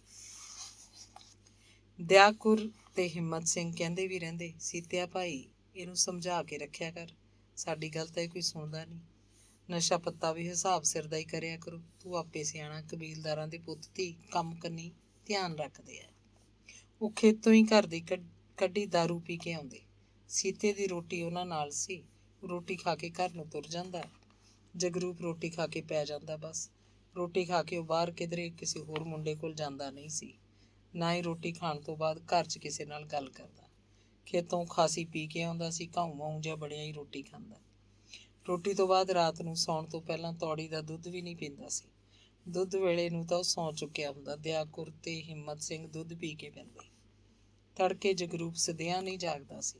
ਉਹਦੇ ਸਿਰਹਾਣੇ ਪਈ ਚਾਹ ਠੰਡੀ ਹੋ ਜਾਂਦੀ। ਦਿਆਕੁਰ ਉਹਦੇ ਲਈ ਦੂਜੀ ਵਾਰ ਚਾਹ ਬਣਾ ਕੇ ਦਿੰਦੀ। ਤੜਕੇ ਉਹ ਚਾਹ ਥੋੜ੍ਹੀ ਪੀਂਦਾ। ਚਾਹ ਦੀ ਘੁੱਟ ਭਰਨ ਤੋਂ ਪਹਿਲਾਂ ਫੀਮ ਦਾ ਕੰਡਾ ਅੰਦਰ ਸੁੱਟਦਾ। ਅੱਧੇ ਪੌਣੇ ਘੰਟੇ ਬਾਅਦ ਜਦੋਂ ਉਹਦੇ ਹੱਡ ਜੁੜਦੇ, ਫੇਰ ਹੀ ਉਹ ਬਾਹਰ ਖੇਤਾਂ ਵੱਲ ਜੰਗਲ ਪਾਣੀ ਜਾਂਦਾ ਸੀ। ਖਾਸਾ ਦਿਨ ਚੜ੍ਹ ਆਇਆ ਹੁੰਦਾ। ਉਸ ਵੇਲੇ ਤਾਂ ਕੋਈ ਬਾਹਰ ਜਾਂਦਾ ਹੁੰਦਾ। ਇੰਨਾ ਦਿਨ ਚੜ੍ਹੇ ਜੰਗਲ ਪਾਣੀ ਜਾਂਦੇ ਨੂੰ ਦੇਖ ਕੇ ਸੱਥ 'ਚ ਬੈਠੇ ਵਿਹਲੇ ਬੰਦੇ ਗੁੱਜਾ ਹੱਸਦੇ। ਆਖਦੇ, ਚੱਲਿਆ ਵੀ ਫੌਜੀ ਦਾ ਜਗਰੂਪ ਸੂੰ। ਹੋਰ ਭਾਈ, ਵੱਡੇ ਘਰਾਂ ਦੇ ਕਾਕੇ ਇਸ ਵੇਲੇ ਹੀ ਅੱਖ ਖੋਲ੍ਹਦੇ ਐ। ਇਹਨਾਂ ਦੀਆਂ ਅੱਖਾਂ ਤਾਂ ਦੁਪਹਿਰੇ ਮਿਚਣ ਲੱਗ ਪੈਂਦੀਆਂ ਨੇ। ਉਹ ਕਿਵੇਂ ਬਈ? ਨਸ਼ਾ ਕੀਤਾ ਹੋਵੇ ਤਾਂ ਅੱਖਾਂ ਅੱਧੀਆਂ ਮਸਾਂ ਖੁੱਲ੍ਹਦੀਆਂ ਨੇ। ਦੁਪਹਿਰੇ ਮਿਚਦੀਆਂ ਆਥਣ ਨੂੰ ਜਮਾਂ ਬੰਦ ਹੋ ਜਾਂਦੀਆਂ ਇਹਨਾਂ ਦੀਆਂ ਅੱਖਾਂ। ਹਿੰਮਤ ਸਿੰਘ ਵੀ ਆਥਣੇ ਖੇਤੋਂ ਆਉਂਦਾ, ਨਹਾ ਧੋ ਕੇ 2 ਪੈਗ ਮਾਰਦਾ। ਹੁਣ ਕੁਝ ਵਰ੍ਹਿਆਂ ਤੋਂ ਘਰ ਦੀ ਕੱਢੀ ਪੀਣ ਲੱਗ ਪਿਆ ਸੀ। ਜਦੋਂ ਮੁੱਕ ਜਾਂਦੀ ਸੀ ਤਾਂ ਉਹਦੇ ਲਈ ਵਧੀਆ ਜੀ 1 ਬੋਤਲ ਖੇਤੋਂ ਲੈ ਆਉਂਦਾ ਸੀ। ਉਹ ਕਦੇ ਰੰਮ ਵੀ ਪੀਂਦਾ। ਬਠਿੰਡੇ ਹਰ ਮਹੀਨੇ ਪੈਨਸ਼ਨ ਲੈਣ ਜਾਂਦਾ ਸੀ। ਮਿਲਟਰੀ ਕੈਂਟੀਨ ਤੋਂ ਕਦੇ 2 ਬੋਤਲਾਂ ਰੰਮ ਦੀਆਂ ਲੈ ਆਉਂਦਾ। ਉਹਦਾ ਕਾਰਡ ਬਣਿਆ ਸੀ। ਕਦੇ ਪਿੰਡ ਦਾ ਕੋਈ ਖਾਸ ਬੰਦਾ ਉਹ ਤੋਂ ਰੰਮ ਮੰਗਦਾ ਤਾਂ ਉਹ ਬੋਤਲ ਦੇ ਦਿੰਦਾ ਸੀ। ਇੰਜ ਕਰਨ ਨਾਲ ਪਿੰਡ 'ਚ ਭਾਈਬੰਦੀ ਬਣੀ ਰਹਿੰਦੀ। ਕਦੇ ਜਦੋਂ ਹਿੰਮਤ ਸਿੰਘ ਰੰਮ ਦਾ ਪੈਗ ਮਾਰਦਾ ਤਾਂ ਉਹਨੂੰ ਫੌਜ ਦਾ ਸਮਾਂ ਯਾਦ ਆਉਂਦਾ। ਕਿੰਨੇ ਚੰਗੇ ਦਿਨ ਸੀ। ਉਹਦੇ ਮਨ 'ਚ ਕਹਾਣੀਆਂ ਤੁਰਨ ਲੱਗਦੀਆਂ। ਇਸ ਖੇਤੀ ਦੇ ਕੰਮ 'ਚ ਤਾਂ ਉਹ ਰੁਲ ਗਿਆ। ਇਦੋਂ ਚੰਗਾ ਸੀ ਉਹ ਪੈਨਸ਼ਨ ਆ ਕੇ ਕਿਧਰੇ ਕਿਸੇ ਬੈਂਕ 'ਚ ਗਨਮੈਨ ਹੀ ਲੱਗ ਜਾਂਦਾ। ਹਿੱਸੇ ਠੇਕੇ ਦੀ ਫਸਲ ਤੇ ਪੈਸੇ ਨਹੀਂ ਮੁੱਕਣੇ ਸੀ, ਉਹ ਸੋਚਣ ਲੱਗਦਾ। ਪਰ ਉਹ ਦਿਨ ਦੂਰ ਚਲੇ ਗਏ। ਉਹਦਾ ਆਖਰੀ ਧਰਵਾਸ ਹੁਣ ਤਾਂ ਬਸ ਜਗਰੂਪ ਸਿੰਘ ਵਿਆਹਿਆ ਜਾਏ, ਆਪਣੀ ਕਬੀਲਦਾਰੀ ਸਾਂਭੇ, ਘਰ ਅੱਗੇ ਤੁਰਦਾ ਹੋਵੇ। ਉਹਨਾਂ ਦਾ ਵੇਲਾ ਤਾਂ ਰਿਹਾ ਨਹੀਂ। ਸੀਤਾ ਆ ਜਾਂਦਾ। ਉਹ ਖੇਤ ਨੂੰ ਤੁਰਨ ਤੋਂ ਪਹਿਲਾਂ ਭੁੱਕੀ ਖਾਂਦੇ, ਪਾਣੀ ਨਾਲ ਹੀ ਖਾ ਲੈਂਦੇ। ਦਿਆਕੁਰ ਚਾਹ ਬਣਾਉਂਦੀ। ਉਹ ਉੱਤੋਂ ਦੀ ਚਾਹ ਪੀ ਕੇ ਖੇਤ ਨੂੰ ਤੁਰ ਪੈਂਦੇ। ਦੁਪਹਿਰ ਦੀ ਰੋਟੀ ਦਿਆਕੁਰ ਲੈ ਕੇ ਜਾਂਦੀ। ਰੋਟੀ ਖਾ ਕੇ ਆਰਾਮ ਕਰਨ ਲੱਗਦੇ। ਸੂਰਜ ਢਲਣ ਲੱਗਦਾ ਤਾਂ ਚਾਹ ਧਰ ਲੈਂਦੇ। ਤੜਕੇ ਦੀ ਖਾਧੀ ਭੁੱਕੀ ਦਾ ਨਸ਼ਾ ਟੁੱਟ ਚੁੱਕਿਆ ਹੁੰਦਾ। ਇਉਂ ਲੱਗਦਾ ਜਿਵੇਂ ਕੋਈ ਨਸ਼ਾ ਕੀਤਾ ਹੀ ਨਾ ਹੋਵੇ। ਉਹ ਚਾਹ ਪੀਣ ਤੋਂ ਪਹਿਲਾਂ ਫੇਰ ਭੁੱਕੀ ਖਾਂਦੇ। ਹਿੰਮਤ ਸਿੰਘ ਤੋਂ ਓਹਲੇ ਹੋ ਕੇ ਇੱਧਰ ਉੱਧਰ ਕਿਧਰੇ ਜਾ ਕੇ ਖਾ ਲੈਂਦੇ। ਹਿੰਮਤ ਸਿੰਘ ਤਾਂ ਉਹਨਾਂ ਦੀ ਸਿਰਫ ਚਾਹ ਪੀਂਦਾ ਸੀ। ਦਿਨ ਛਿਪਣ ਵੇਲੇ ਜਦੋਂ ਹਿੰਮਤ ਸਿੰਘ ਪਿੰਡ ਨੂੰ ਤੁਰ ਜਾਂਦਾ ਤਾਂ ਸੀਤਾ ਨਵੀਂ ਬੋਤਲ ਕੱਢਣ ਲਈ ਕਿਸੇ ਵੱਟ ਨੂੰ ਠੇਡਾ ਮਾਰਦਾ। ਜਗਰੂਪ ਦੇ ਪੱਟ ਦਾ ਘੱਟ ਹੀ ਕਿਸੇ ਨੂੰ ਪਤਾ ਲੱਗਦਾ। ਪਛਾਣ ਕਰਨ ਵਾਲਾ ਕੋਈ ਦੇਖਦਾ ਕਿ ਉਹ ਤੁਰਿਆ ਜਾਂਦਾ ਮਾਮੂਲੀ ਜਿਹੇ ਖੱਬੇ ਪੈਰ ਦੀ ਅੱਡੀ ਚੁੱਕ ਕੇ ਤੁਰਦਾ। ਉਹ ਦੋਵੇਂ ਪੱਟਾਂ ਦੇ ਭਾਰ ਤਾਂ ਠੀਕ ਬੈਠ ਲੈਂਦਾ ਸੀ, ਪਰ ਇਕੱਲੇ ਖੱਬੇ ਪੱਟ ਉੱਤੇ ਭਾਰ ਦੇ ਕੇ ਉਹ ਬੈਠ ਨਾ ਸਕਦਾ। ਕੋਈ ਵੀ ਕੰਮ ਕਰਨ ਵੇਲੇ ਉਹਨੂੰ ਕੋਈ ਔਖ ਨਹੀਂ ਹੁੰਦੀ ਸੀ। ਉਹ ਮਨ 'ਚ ਹੀ ਚਿਤਾਰਨ ਲੱਗਦਾ, ਫਿਰ ਸਾਲਾ ਇਹ ਪੱਟ ਦਾ ਸਰੀਆ ਉਹਦੇ ਵਿਆਹ ਹੋਣ 'ਚ ਐਡਾ ਕੀ ਅੜਿੱਕ ਹੈ। ਸ਼ਰੀਕ ਭੈਣ ਦੇਣੇ ਕਿਸੇ ਜੱਟ ਨੂੰ ਉਹਨਾਂ ਦੇ ਘਰ ਵੜਨ ਕਿਉਂ ਨਹੀਂ ਦਿੰਦੇ। ਹਿੰਮਤ ਸਿੰਘ ਤੇ ਦਿਆਕੁਰ ਜਗਰੂਪ ਤੋਂ ਅੱਡ ਬਹਿ ਕੇ ਝੇੜਾ ਕਰਦੇ। ਦਿਆਕੁਰ ਆਖਦੀ, 8 ਕਿੱਲੇ ਜ਼ਮੀਨ ਹੈ, ਇਕੱਲਾ ਮੁੰਡਾ ਹੈ, ਹੋਰ ਕੋਈ ਆਂਚਾ ਨਹੀਂ ਫਾਂਚਾ ਨਹੀਂ। ਫਿਰ ਜੈ ਖਾਣਾ ਜੱਟ ਕੋਈ ਅੜਕਦਾ ਕਿਉਂ ਨਹੀਂ। ਸਾਰੀ ਕੋਲ ਹੈ ਬਈ ਗਹਿਣੀ ਧਰੀ ਪਈ ਹੋਵੇ। ਜਿੱਦਣ ਦੀ ਜ਼ਮੀਨ ਮੇਰੇ ਹੱਥ ਆਈ ਹੈ, ਇੱਕ ਓਰਾ ਨਹੀਂ ਹਿੱਲਣ ਦਿੱਤੀ ਕਿਧਰੇ। ਪੱਟ ਦਾ ਸਰੀਆ ਨਹੀਂ ਧੜੀ ਧਰਨ ਦਿੰਦਾ। ਅਗਲਾ ਸੁਣਦਾ ਤੇ ਖਿਸਕ ਜਾਂਦਾ। 26-27 ਸਾਲ ਦਾ ਹੋ ਗਿਆ ਆਪਣਾ ਜਗਰੂਪ। ਜੇ ਐਂ ਹੀ 2-4 ਹੋਰ ਸਾਲ ਨਿਕਲ ਗਏ ਫੇਰ ਤਾਂ ਉਹ ਵੀ ਨਹੀਂ ਕੱਢਣਾ ਕਿਸੇ ਨੇ। ਕਿਉਂ? ਉਤਾਰ ਉਮਰ ਹੋ ਜੂ, ਹੋਰ ਕੀ। ਉਹ 30-32 ਸਾਲ ਦਾ ਮੁੰਡਾ ਕਿਤੇ ਉਤਾਰ ਉਮਰ ਹੁੰਦਾ ਕਮਲੀਏ। ਇਹਦੇ ਹਾਣ ਦੀ ਕੁੜੀ ਕੌਣ ਬਿਠਾ ਕੇ ਰੱਖੀ ਬੈਠਾ ਹੋਊ ਘਰੇ। ਲੈ, ਇੱਥੋਂ ਤੱਕ ਪਹੁੰਚਦੀ ਦੇਖੀ ਗੱਲ ਤਾਂ ਕੋਈ ਬੰਗਾਲਣ ਲੈ ਆਵਾਂਗੇ। ਇੱਧਰ ਬੁਲਾਡੇ ਕੰਨੀ ਹਰ ਮਹੀਨੇ ਤੀਵੀਆਂ ਦੀ ਮੰਡੀ ਲੱਗਦੀ ਹੈ। 15-20 ਹਜ਼ਾਰ 'ਚ ਵਧੀਆ ਕੁੜੀ ਮਿਲ ਜਾਂਦੀ ਹੈ। ਹੋਰ ਲਿਆਈ ਜਾਂਦੇ, ਆਪਾਂ ਲੈ ਆਵਾਂਗੇ। ਉਹ ਇੱਕ ਹੋਰ ਕੀ, ਮੌੜਾਂ ਵਾਲਾ ਤਰਲੋਚਨ ਪਹਿਲਾਂ ਨਰੈਣੇ ਦੇ ਕੇ ਘਰ ਹੀ ਆਇਆ। ਬਲਵੰਤ ਦਾ ਪਿਓ ਚੰਨਣ ਸੂਹ ਹਿੰਮਤ ਸਿੰਘ ਦਾ ਹਮੈਤੀ ਸੀ। ਮੁੰਡੇ ਦੀ ਜਿਹਨੇ ਦੱਸ ਪਾਈ ਸੀ, ਉਹਨੇ ਚੰਨਣ ਸੂਹ ਕੋਲ ਹੀ ਤਰਲੋਚਨ ਨੂੰ ਭੇਜਿਆ ਸੀ। ਆਖਿਆ ਸੀ, ਚੰਨਣ ਸੂਹ ਆਪਣਾ ਸਕੀਰੀਦਾਰ ਹੈ, ਸੱਚਾ ਸੁੱਚਾ ਬੰਦਾ ਹੈ। ਪਹਿਲਾਂ ਉਹਨਾਂ ਦੇ ਘਰ ਜਾਈਂ, ਉਹ ਸਭ ਸੱਚੋ ਸੱਚ ਨਤਾਰ ਦੂ, ਫਿਰ ਤੂੰ ਦੇਖ ਲਈ, ਤੇਰਾ ਦਿਲ ਮੰਨਿਆ ਤਾਂ। ਚੰਨਣ ਸੂਹ ਨੇ ਕੋਈ ਲੁਕੋ ਨਹੀਂ ਰੱਖਿਆ। ਦੱਸਿਆ, ਇਕੱਲਾ ਮੁੰਡਾ ਮੂਰਤ ਵਰਗਾ, ਤੇਰੇ ਸਾਹਮਣੇ ਆ, ਦੇਖ ਹੀ ਲਏਂਗਾ। 8 ਕਿੱਲੇ ਜ਼ਮੀਨ ਹੈ, ਝੋਟੇ ਦੇ ਸਿਰ ਵਰਗੀ। ਨਹਿਰੀ ਪਾਣੀ ਲੱਗਦਾ, ਸਾਰੀ ਕੋਲ ਹੈ। ਨਾ ਕਿਸੇ ਕੋਲ ਗਹਿਣੇ, ਨਾ ਕਿਸੇ ਬੈਂਕ ਨੂੰ ਨੰਬਰ ਲਵਾ ਕੇ ਦਿੱਤਾ ਹੈ। ਮੁੰਡਾ ਦਾਰੂ ਵੀ ਪੀਂਦਾ, ਭੁੱਕੀ ਵੀ ਖਾਂਦਾ, ਫੀਮ ਵੀ। ਸਾਰਾ ਪਿੰਡ ਹੀ ਦਾਰੂ ਪੀਂਦਾ ਭਾਈ, ਸਾਰਾ ਪਿੰਡ ਹੀ ਭੁੱਕੀ ਖਾਂਦਾ, ਸਭ ਫੀਮ ਖਾ ਕੇ ਖੇਤਾਂ ਨੂੰ ਜਾਂਦੇ ਆ। ਪਿੰਡ ਦਾ ਸ਼ਾਇਦ ਹੀ ਕੋਈ ਮੁੰਡਾ ਹੋਵੇ ਜਿਹੜਾ ਇਹ ਨਾ ਕਰਦਾ ਹੋਵੇ। ਇੱਕ ਗੱਲ ਹੋਰ ਵੀ ਦੱਸ ਦਿੰਦਾ, ਟਰੈਕਟਰ ਤੋਂ ਡਿੱਗ ਕੇ ਮੁੰਡੇ ਦਾ ਪੱਟ ਟੁੱਟ ਗਿਆ ਸੀ, ਸਰੀਆ ਪਿਆ, ਤਕਲੀਫ ਕੋਈ ਨਹੀਂ, ਕੰਮ 'ਚ ਕੋਈ ਰੁਕਾਵਟ ਨਹੀਂ। ਫਿਰ ਮਾਂ ਪਿਓ ਦੀ ਕੋਈ ਮੰਗ ਨਹੀਂ, ਮੁੰਡੇ ਦਾ ਵਿਆਹ ਛੇਤੀ ਕਰਨਗੇ। 26 ਸਾਲ ਦੀ ਉਮਰ ਹੈ, ਪਿਓ ਸੂਬੇਦਾਰੀ ਪੈਨਸ਼ਨ ਆਇਆ ਹੋਇਆ। ਪਿਓ ਪੁੱਤ ਦਾ ਬਸ ਖੇਤ ਕੰਨੀ ਧਿਆਨ ਹੈ, ਹੋਰ ਕੋਈ ਕਾਣ ਮੀਨ ਨਿਕਲ ਜੇ ਤਾਂ ਆ ਬੈਠਾ ਮੈਂ ਜ਼ਿੰਮੇਦਾਰ ਹਾਂ। ਚੰਨਣ ਸੂੰ ਹਿੱਕ ਤੇ ਹੱਥ ਮਾਰਿਆ ਸੀ। ਚੰਨਣ ਸੂੰ ਤਲੋਚਨ ਨੂੰ ਸੱਚਾ ਲੱਗਿਆ। ਚਾਹ ਪਾਣੀ ਪੀਤਾ, ਦੋਵੇਂ ਹਿੰਮਤ ਸਿੰਘ ਦੇ ਘਰ ਨੂੰ ਤੁਰ ਪਏ। ਤੜਕੇ ਦਾ ਵੇਲਾ ਸੀ। ਸੀਤਾ ਤੇ ਜਗਰੂਪ ਹਾਲੇ ਖੇਤ ਨੂੰ ਤੁਰੇ ਨਹੀਂ ਸੀ। ਹਿੰਮਤ ਸਿੰਘ ਵੀ ਘਰ ਹੀ ਸੀ। ਤਰਲੋਚਨ ਨੂੰ ਘਰ-ਬਾਰ ਚੰਗਾ ਲੱਗਿਆ। ਮਾਂ ਪਿਓ ਦਾ ਸੁਭਾਅ ਚੰਗਾ ਸੀ। ਜਗਰੂਪ ਨਾਲ ਗੱਲਾਂ ਕੀਤੀਆਂ। ਉਹ ਤਾਂ ਬਹੁਤਾ ਹੀ ਸਾਊ ਜਿਹਾ ਸੀ, ਕੱਦ ਕਾਠ ਤੇ ਦੇਖਣ 'ਚ ਸੱਚੀ ਮੂਰਤ ਵਰਗਾ। ਚੰਨਣ ਸੂੰ ਨੇ ਆਪਣੇ ਘਰ ਕੁੜੀ ਬਾਰੇ ਸਭ ਕੁਝ ਪੁੱਛ ਲਿਆ ਤੇ ਫਿਰ ਉਹਨੇ ਸਭ ਦਿਆਕੁਰ ਨੂੰ ਅੱਡ ਬਿਠਾ ਕੇ ਦੱਸਿਆ। ਗੱਲੀਂ ਦੋਵੇਂ ਧਿਰਾਂ ਦੀ ਹਾਂ ਸੀ। ਤਰਲੋਚਨ ਲਈ ਸਭ ਤੋਂ ਵੱਡੀ ਗੱਲ 8 ਕਿੱਲੇ ਜ਼ਮੀਨ ਸੀ, ਖਾਂਦਾ ਪੀਂਦਾ ਘਰ ਹੈ, ਬਣਦਾ ਤਣਦਾ ਮੁੰਡਾ ਹੈ। ਇੰਨੇ ਕੁ ਨਸ਼ੇ ਪੱਤੇ ਤਾਂ ਅੱਜ ਕੱਲ੍ਹ ਹਰ ਕੋਈ ਕਰਦਾ। ਕੁੜੀ ਬਾਹਰੋਂ ਉੱਠ ਜਾਏਗੀ, ਵਕਤ ਨਾਲ ਸਭ ਠੀਕ ਹੋ ਜਾਏਗਾ। ਹਿੰਮਤ ਸਿੰਘ ਦੇ ਘਰ ਨੂੰ ਨੂੰਹ ਚਾਹੀਦੀ ਸੀ, ਕਿਹੋ ਜਿਹੀ ਵੀ ਹੋਵੇ। ਕੀ ਹੋਇਆ ਜੇ ਕੁੜੀ ਜਗਰੂਪ ਨਾਲੋਂ 2-2.5 ਸਾਲ ਵੱਡੀ ਹੈ? ਕੀ ਹੋਇਆ ਜੇ ਉਹਦਾ ਵਿਆਹ ਨਾਨਕਿਆਂ ਨੇ ਕਰਨਾ ਹੈ? ਕੀ ਹੋਇਆ ਜੇ ਉਹ ਬਰਾਤ ਦੇ 5 ਬੰਦੇ ਸੱਦਣਗੇ? ਕੀ ਹੋਇਆ ਜੇ ਦੇਣ ਲੈਣ ਬਹੁਤਾ ਨਹੀਂ ਦਿੱਤਾ ਜਾਏਗਾ? ਦੂਜੇ ਤੀਜੇ ਦਿਨ ਹੀ ਜਗਰੂਪ ਦੀ ਮਾਂ, ਚੰਨਣ ਸੂੰ ਬਲਵੰਤ ਦੀ ਮਾਂ, ਚਾਰੇ ਜਣੇ ਮੌੜਾਂ ਨੂੰ ਤੁਰ ਪਏ। ਕੁੜੀ ਦੇਖੀ ਠੀਕ ਸੀ। ਦਿਆਕੁਰ ਨੇ ਉੱਥੇ ਹੀ ਗੇਲੋ ਨੂੰ ਸ਼ਗਨ ਕਰਤਾ। ਗੇਲੋ ਦੀ ਮਾਮੀ ਨੇ ਜਗਰੂਪ ਨੂੰ ਸ਼ਗਨ ਦਿੱਤਾ, ਸਿਰ ਪਲੋਸਿਆ। ਚੰਨਣ ਸੂੰ, ਉਹਦੀ ਘਰਵਾਲੀ ਤੇ ਦਿਆਕੁਰ ਦਾ ਪੂਰਾ ਮਾਣ ਤਾਣ ਕੀਤਾ ਗਿਆ। ਅੰਗ 35ਵਾਂ। ਕਾਰੂ ਉਰਫ ਕਰਤਾਰ ਸਿੰਘ ਪੁੱਤਰ ਬਚਿੱਤਰ ਸਿੰਘ, ਪਿੰਡ ਚੱਠੇ, ਜ਼ਿਲ੍ਹਾ ਸੰਗਰੂਰ, ਪਾਕਿਸਤਾਨ ਨਾਲ ਲੱਗੀ ਦੂਜੀ ਲੜਾਈ ਤੋਂ ਬਾਅਦ ਫੌਜ 'ਚ ਭਰਤੀ ਹੋਇਆ ਸੀ। ਉਹ ਸਿਪਾਹੀ ਭਰਤੀ ਹੋਇਆ, 10ਵੀਂ ਪਾਸ ਸੀ ਤੇ ਉਹ ਵੀ ਉਮਰ 18 ਸਾਲ ਦੀ ਹੋ ਚੁੱਕੀ ਸੀ। ਉੱਥੇ ਭਦੌੜ ਤੋਂ ਹੀ ਦੂਜੇ ਮੁੰਡਿਆਂ ਨਾਲ ਭਰਤੀ ਨੂੰ ਚਲਾ ਗਿਆ ਸੀ ਤੇ ਉਹਦੇ ਮਾਮੇ ਜਸਵੰਤ ਨੂੰ ਨਹੀਂ ਸੀ ਪੁੱਛਿਆ, ਆਪ ਹੁਦਰੀ ਕੀਤੀ ਸੀ। ਫੌਜੀ ਉਹਨੂੰ ਉੱਧਰ ਹੀ ਕਿਧਰੇ ਲੈ ਗਏ ਸੀ। ਮਾਮੇ ਨਾਲ ਹੀ ਕਾਰੂ ਦਾ ਮੋਹ ਸੀ। ਜਦੋਂ ਕਦੇ ਉਹ ਛੁੱਟੀ ਆਉਂਦਾ, ਭਦੌੜ ਹੀ ਆਉਂਦਾ। ਚੱਠੀ ਕਦੀ ਨਹੀਂ ਆਇਆ ਸੀ। ਉਹਦੇ ਪਿਓ ਤੋਂ ਕਤਲ ਹੋ ਗਿਆ, ਫਿਰ ਉਮਰ ਕੈਦ ਦੀ ਸਜ਼ਾ ਹੋਈ, ਉਹ ਫਿਰ ਵੀ ਨਹੀਂ ਆਇਆ। ਆਪਣੇ ਪਿੰਡ ਨਾਲ, ਆਪਣੇ ਮਾਂ ਪਿਓ ਨਾਲ ਜਿਵੇਂ ਉਹਨੂੰ ਭੋਰਾ ਵੀ ਲਗਾ ਨਾ ਹੋਵੇ। ਚੱਠਿਆਂ ਵਾਲੇ ਆਖਦੇ, ਚੱਲ ਜਿੱਥੇ ਮਰਜ਼ੀ ਰਹੇ, ਰਾਜੀ ਬਾਜੀ ਰਹੇ, ਜਿਉਣ ਜੋਗਾ ਨਾ ਆਵੇ ਪਿੰਡ। ਚੱਠਿਆਂ ਵਾਲੇ ਤਾਂ ਉਹਨੂੰ ਵਿਆਹੁਣ ਦੀਆਂ ਤਿਆਰੀਆਂ 'ਚ ਸੀ ਕਿ ਬਚਿੱਤਰ ਤੋਂ ਕਤਲ ਹੋ ਗਿਆ। ਫਿਰ ਉਹਦਾ ਵਿਆਹ ਕਿਹਨੂੰ ਸੁੱਝਣਾ ਸੀ? ਪਹਿਲਾਂ ਵਾਲੀ ਗੱਲ ਨਹੀਂ ਰਹਿ ਗਈ ਸੀ। ਪਹਿਲਾਂ ਤਾਂ ਜੱਟ ਫੌਜੀ ਨੂੰ ਭੱਜ ਕੇ ਰਿਸ਼ਤਾ ਕਰਦੇ ਸੀ। ਫੌਜੀ ਦੀ ਤਾਂ ਸ਼ਾਨ ਹੀ ਬੜੀ ਹੁੰਦੀ। ਜਦੋਂ ਛੁੱਟੀ ਆਉਂਦਾ, ਉਹਦੇ ਮਿੱਤਰ ਬੇਲੀ, ਆਂਢੀ ਗੁਆਂਢੀ ਉਹਦੇ ਅੱਗੇ ਪਿੱਛੇ ਤੁਰੇ ਫਿਰਦੇ। ਪਿੰਡ ਦੇ ਆਮ ਬੰਦਿਆਂ 'ਚ ਵਰਦੀ ਵਾਲਾ ਆਦਮੀ ਅੱਲੋਕਾਰ ਤੇ ਵੱਖਰਾ ਹੁੰਦਾ। ਉਹਦੇ ਕੋਲ ਰੰਮ ਹੁੰਦੀ ਸੀ, ਜਿਹੜੀ ਉਹਦੇ ਯਾਰਾਂ ਮਿੱਤਰਾਂ ਨੂੰ ਮਸਾਂ ਜੁੜਦੀ। ਪਿੰਡ ਦੀਆਂ ਕੁੜੀਆਂ ਦੇ ਕਾਲਜੇ ਧੜਕਦੇ ਵਸਣਾ ਫੌਜੀ ਦੇ, ਚਾਹੇ ਬੂਟ ਸਣੇ ਲੱਤ ਮਾਰੇ। ਫੌਜੀ ਦੀ ਤੀਵੀਂ ਦੂਜੀਆਂ ਤੀਵੀਆਂ 'ਚ ਰਲਦੀ ਨਹੀਂ ਸੀ, ਵੱਡੇ ਨਕੌੜੇ ਵਾਲੀ ਗਿਣੀ ਜਾਂਦੀ। ਘਰਦਿਆਂ ਨੂੰ ਜਦੋਂ ਫੌਜੀ ਦਾ ਮਨੀ ਆਰਡਰ ਹੁੰਦਾ, ਬਹਾਰਾਂ ਖਿੜ ਉੱਠਦੀਆਂ। ਉਸ ਜ਼ਮਾਨੇ 'ਚ ਨਵੇਂ ਨਕੋਰ ਨੋਟ ਰੱਬ ਦੀ ਰਹਿਮਤ ਸਮਝੇ ਜਾਂਦੇ। ਅਗਲੇ ਮਿੱਟੀ ਨਾਲ ਮਿੱਟੀ ਹੁੰਦੇ ਰਹਿੰਦੇ ਤਾਂ ਵੀ ਨੋਟਾਂ ਦੇ ਦਰਸ਼ਨ ਕਦੇ ਹੀ ਹੁੰਦੇ ਤੇ ਫੌਜੀ ਦੇ ਬਾਪ ਨੂੰ ਇਹ ਚਿੱਟੇ ਨੋਟ ਥੁੱਕ ਲੁੱਕ ਵਿੱਚ ਹੀ ਮਿਲ ਜਾਂਦੇ। ਹੁਣ ਉਹ ਸਮੇਂ ਨਹੀਂ ਸੀ ਰਹਿ ਗਏ, ਪਹਿਲਾਂ ਵਾਲੀ ਗੱਲ ਨਹੀਂ ਸੀ। ਪਹਿਲਾਂ ਚੀਨ ਨਾਲ ਲੜਾਈ ਲੱਗੀ, ਫਿਰ ਪਾਕਿਸਤਾਨ ਨਾਲ 2 ਲੜਾਈਆਂ ਲੜੀਆਂ ਗਈਆਂ। ਇਹਨਾਂ ਲੜਾਈਆਂ 'ਚ ਪਤਾ ਨਹੀਂ ਕਿੰਨੇ ਪੰਜਾਬੀ ਮਾਰੇ ਗਏ। ਲੜਾਈ ਦੇ ਦਿਨਾਂ 'ਚ ਇੱਕ ਭਿਆਨਕ ਖੌਫ ਪਿੰਡ 'ਚ ਹਮੇਸ਼ਾ ਬਣਿਆ ਰਹਿੰਦਾ ਕਿ ਪਤਾ ਨਹੀਂ ਕਦੋਂ ਕਿਹਦੇ ਘਰ ਉਹਨਾਂ ਦੇ ਫੌਜੀ ਮੁੰਡੇ ਦਾ ਬਿਸਤਰਾ ਆ ਜਾਏ ਤੇ ਚੰਗੇ ਭਲੇ ਹੱਸਦੇ ਖੇਡਦੇ ਘਰ ਧੂੰਆਂ 70 ਪੈ ਜਾਏ। ਉਹ ਲੜਾਈਆਂ ਤਾਂ ਕੁਝ ਦਿਨਾਂ ਮਹੀਨਿਆਂ ਦੀਆਂ ਸਨ। ਹੁਣ ਕਸ਼ਮੀਰ ਸਮੱਸਿਆ ਦਾ ਅੰਤ ਹੀ ਕੋਈ ਨਹੀਂ ਦਿਸਦਾ ਸੀ। ਕਿੰਨੇ ਸਾਲਾਂ ਤੋਂ ਫੌਜੀ ਮਾਰੇ ਜਾ ਰਹੇ ਸੀ। ਮਰਨ ਵਾਲਿਆਂ 'ਚ ਪੰਜਾਬੀ ਬਹੁਤੇ ਹੁੰਦੇ। ਜੋ ਵੀ ਹਿੱਸਾ ਬਖਤੌਰੇ ਦੇ ਘਰ ਸੁੱਟ ਦਿੰਦਾ ਸੀ, ਉਹ ਲੈ ਲੈਂਦਾ। ਕਦੇ ਕੋਈ ਹਿਸਾਬ ਕਿਤਾਬ ਨਹੀਂ ਕੀਤਾ ਸੀ। ਹੁਣ ਫੌਜੀ ਨੂੰ ਕੁੜੀ ਕੌਣ ਦਿੰਦਾ ਸੀ? ਆਖਦੇ ਫੌਜੀ ਦੀ ਤੀਵੀਂ ਨਾ ਸੁਹਾਗਣ ਨਾ ਰੰਡੀ। ਫਿਰ ਕਾਰੂ ਹੁਣ 34-35 ਸਾਲ ਦਾ ਹੋ ਚੁੱਕਿਆ ਸੀ। ਹੁਣ ਤਾਂ ਗਿਆ ਸੀ ਵਿਆਹ ਦਾ ਵਕਤ। ਚੱਠਿਆਂ ਵਾਲੇ ਆਖਦੇ ਜਿਹੋ ਜਿਹਾ ਪੁੱਤ ਜੰਮਿਆ ਜਿਹੋ ਜਿਹਾ ਨਾ ਜੰਮਿਆ, ਘਰ ਤਾਂ ਅੱਗੇ ਤੁਰਿਆ ਨਾ, ਇੱਕ ਦਿਨ ਗੰਡੇ ਦੇ ਗਧੇ ਲਿਟਣਗੇ।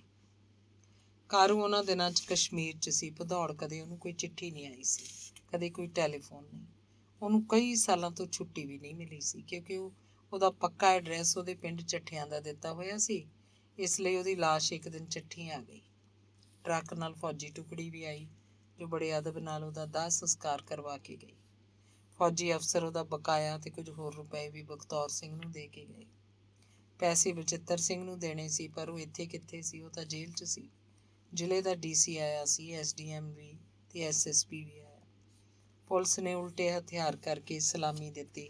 ਅਗਲੇ ਦਿਨ ਅਖਬਾਰਾਂ 'ਚ ਰਿਪੋਰਟ ਛਪੀ ਸੀ, ਜਿਸ ਦਾ ਹੈਡਿੰਗ ਸੀ, ਸ਼ਹੀਦ ਕਰਤਾਰ ਸਿੰਘ ਦਾ ਸਰਕਾਰੀ ਸਨਮਾਨਾਂ ਨਾਲ ਅੰਤਿਮ ਸੰਸਕਾਰ।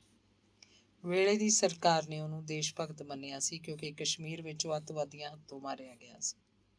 ਇਸ ਲਈ ਉਹਨੂੰ ਵਤਨ ਤੋਂ ਕੁਰਬਾਨ ਹੋਇਆ ਸ਼ਹੀਦ ਆਖਿਆ ਗਿਆ। ਕਿਸੇ ਨੂੰ ਕੀ ਪਤਾ ਸੀ 10ਵੀਂ ਪਾਸ ਕਰਨ ਬਾਅਦ ਉਹਨਾਂ ਦਿਨਾਂ 'ਚ ਜਿਹੜੇ ਮੁੰਡੇ ਫੌਜ 'ਚ ਭਰਤੀ ਹੋਏ ਸੀ, ਉਹਨਾਂ ਦਾ ਭਵਿੱਖ ਹਨੇਰੇ 'ਚ ਸੀ। ਉਹਨਾਂ ਨੂੰ ਕੋਈ ਉਮੀਦ ਨਹੀਂ ਸੀ ਕਦੇ ਉਹਨਾਂ ਨੂੰ ਕੋਈ ਸਰਕਾਰੀ ਨੌਕਰੀ ਜਾਂ ਹੋਰ ਕੋਈ ਰੁਜ਼ਗਾਰ ਮਿਲੇਗਾ। ਉਹ ਖੇਤੀ ਦੇ ਕੰਮ 'ਚ ਪੈ ਕੇ ਵੀ ਸੰਤੁਸ਼ਟ ਨਹੀਂ ਸੀ। ਖੇਤੀ ਤਾਂ ਉਹਨਾਂ ਦਿਨਾਂ 'ਚ ਨਖਿੱਧ ਸਾਬਤ ਹੁੰਦੀ ਜਾ ਰਹੀ ਸੀ।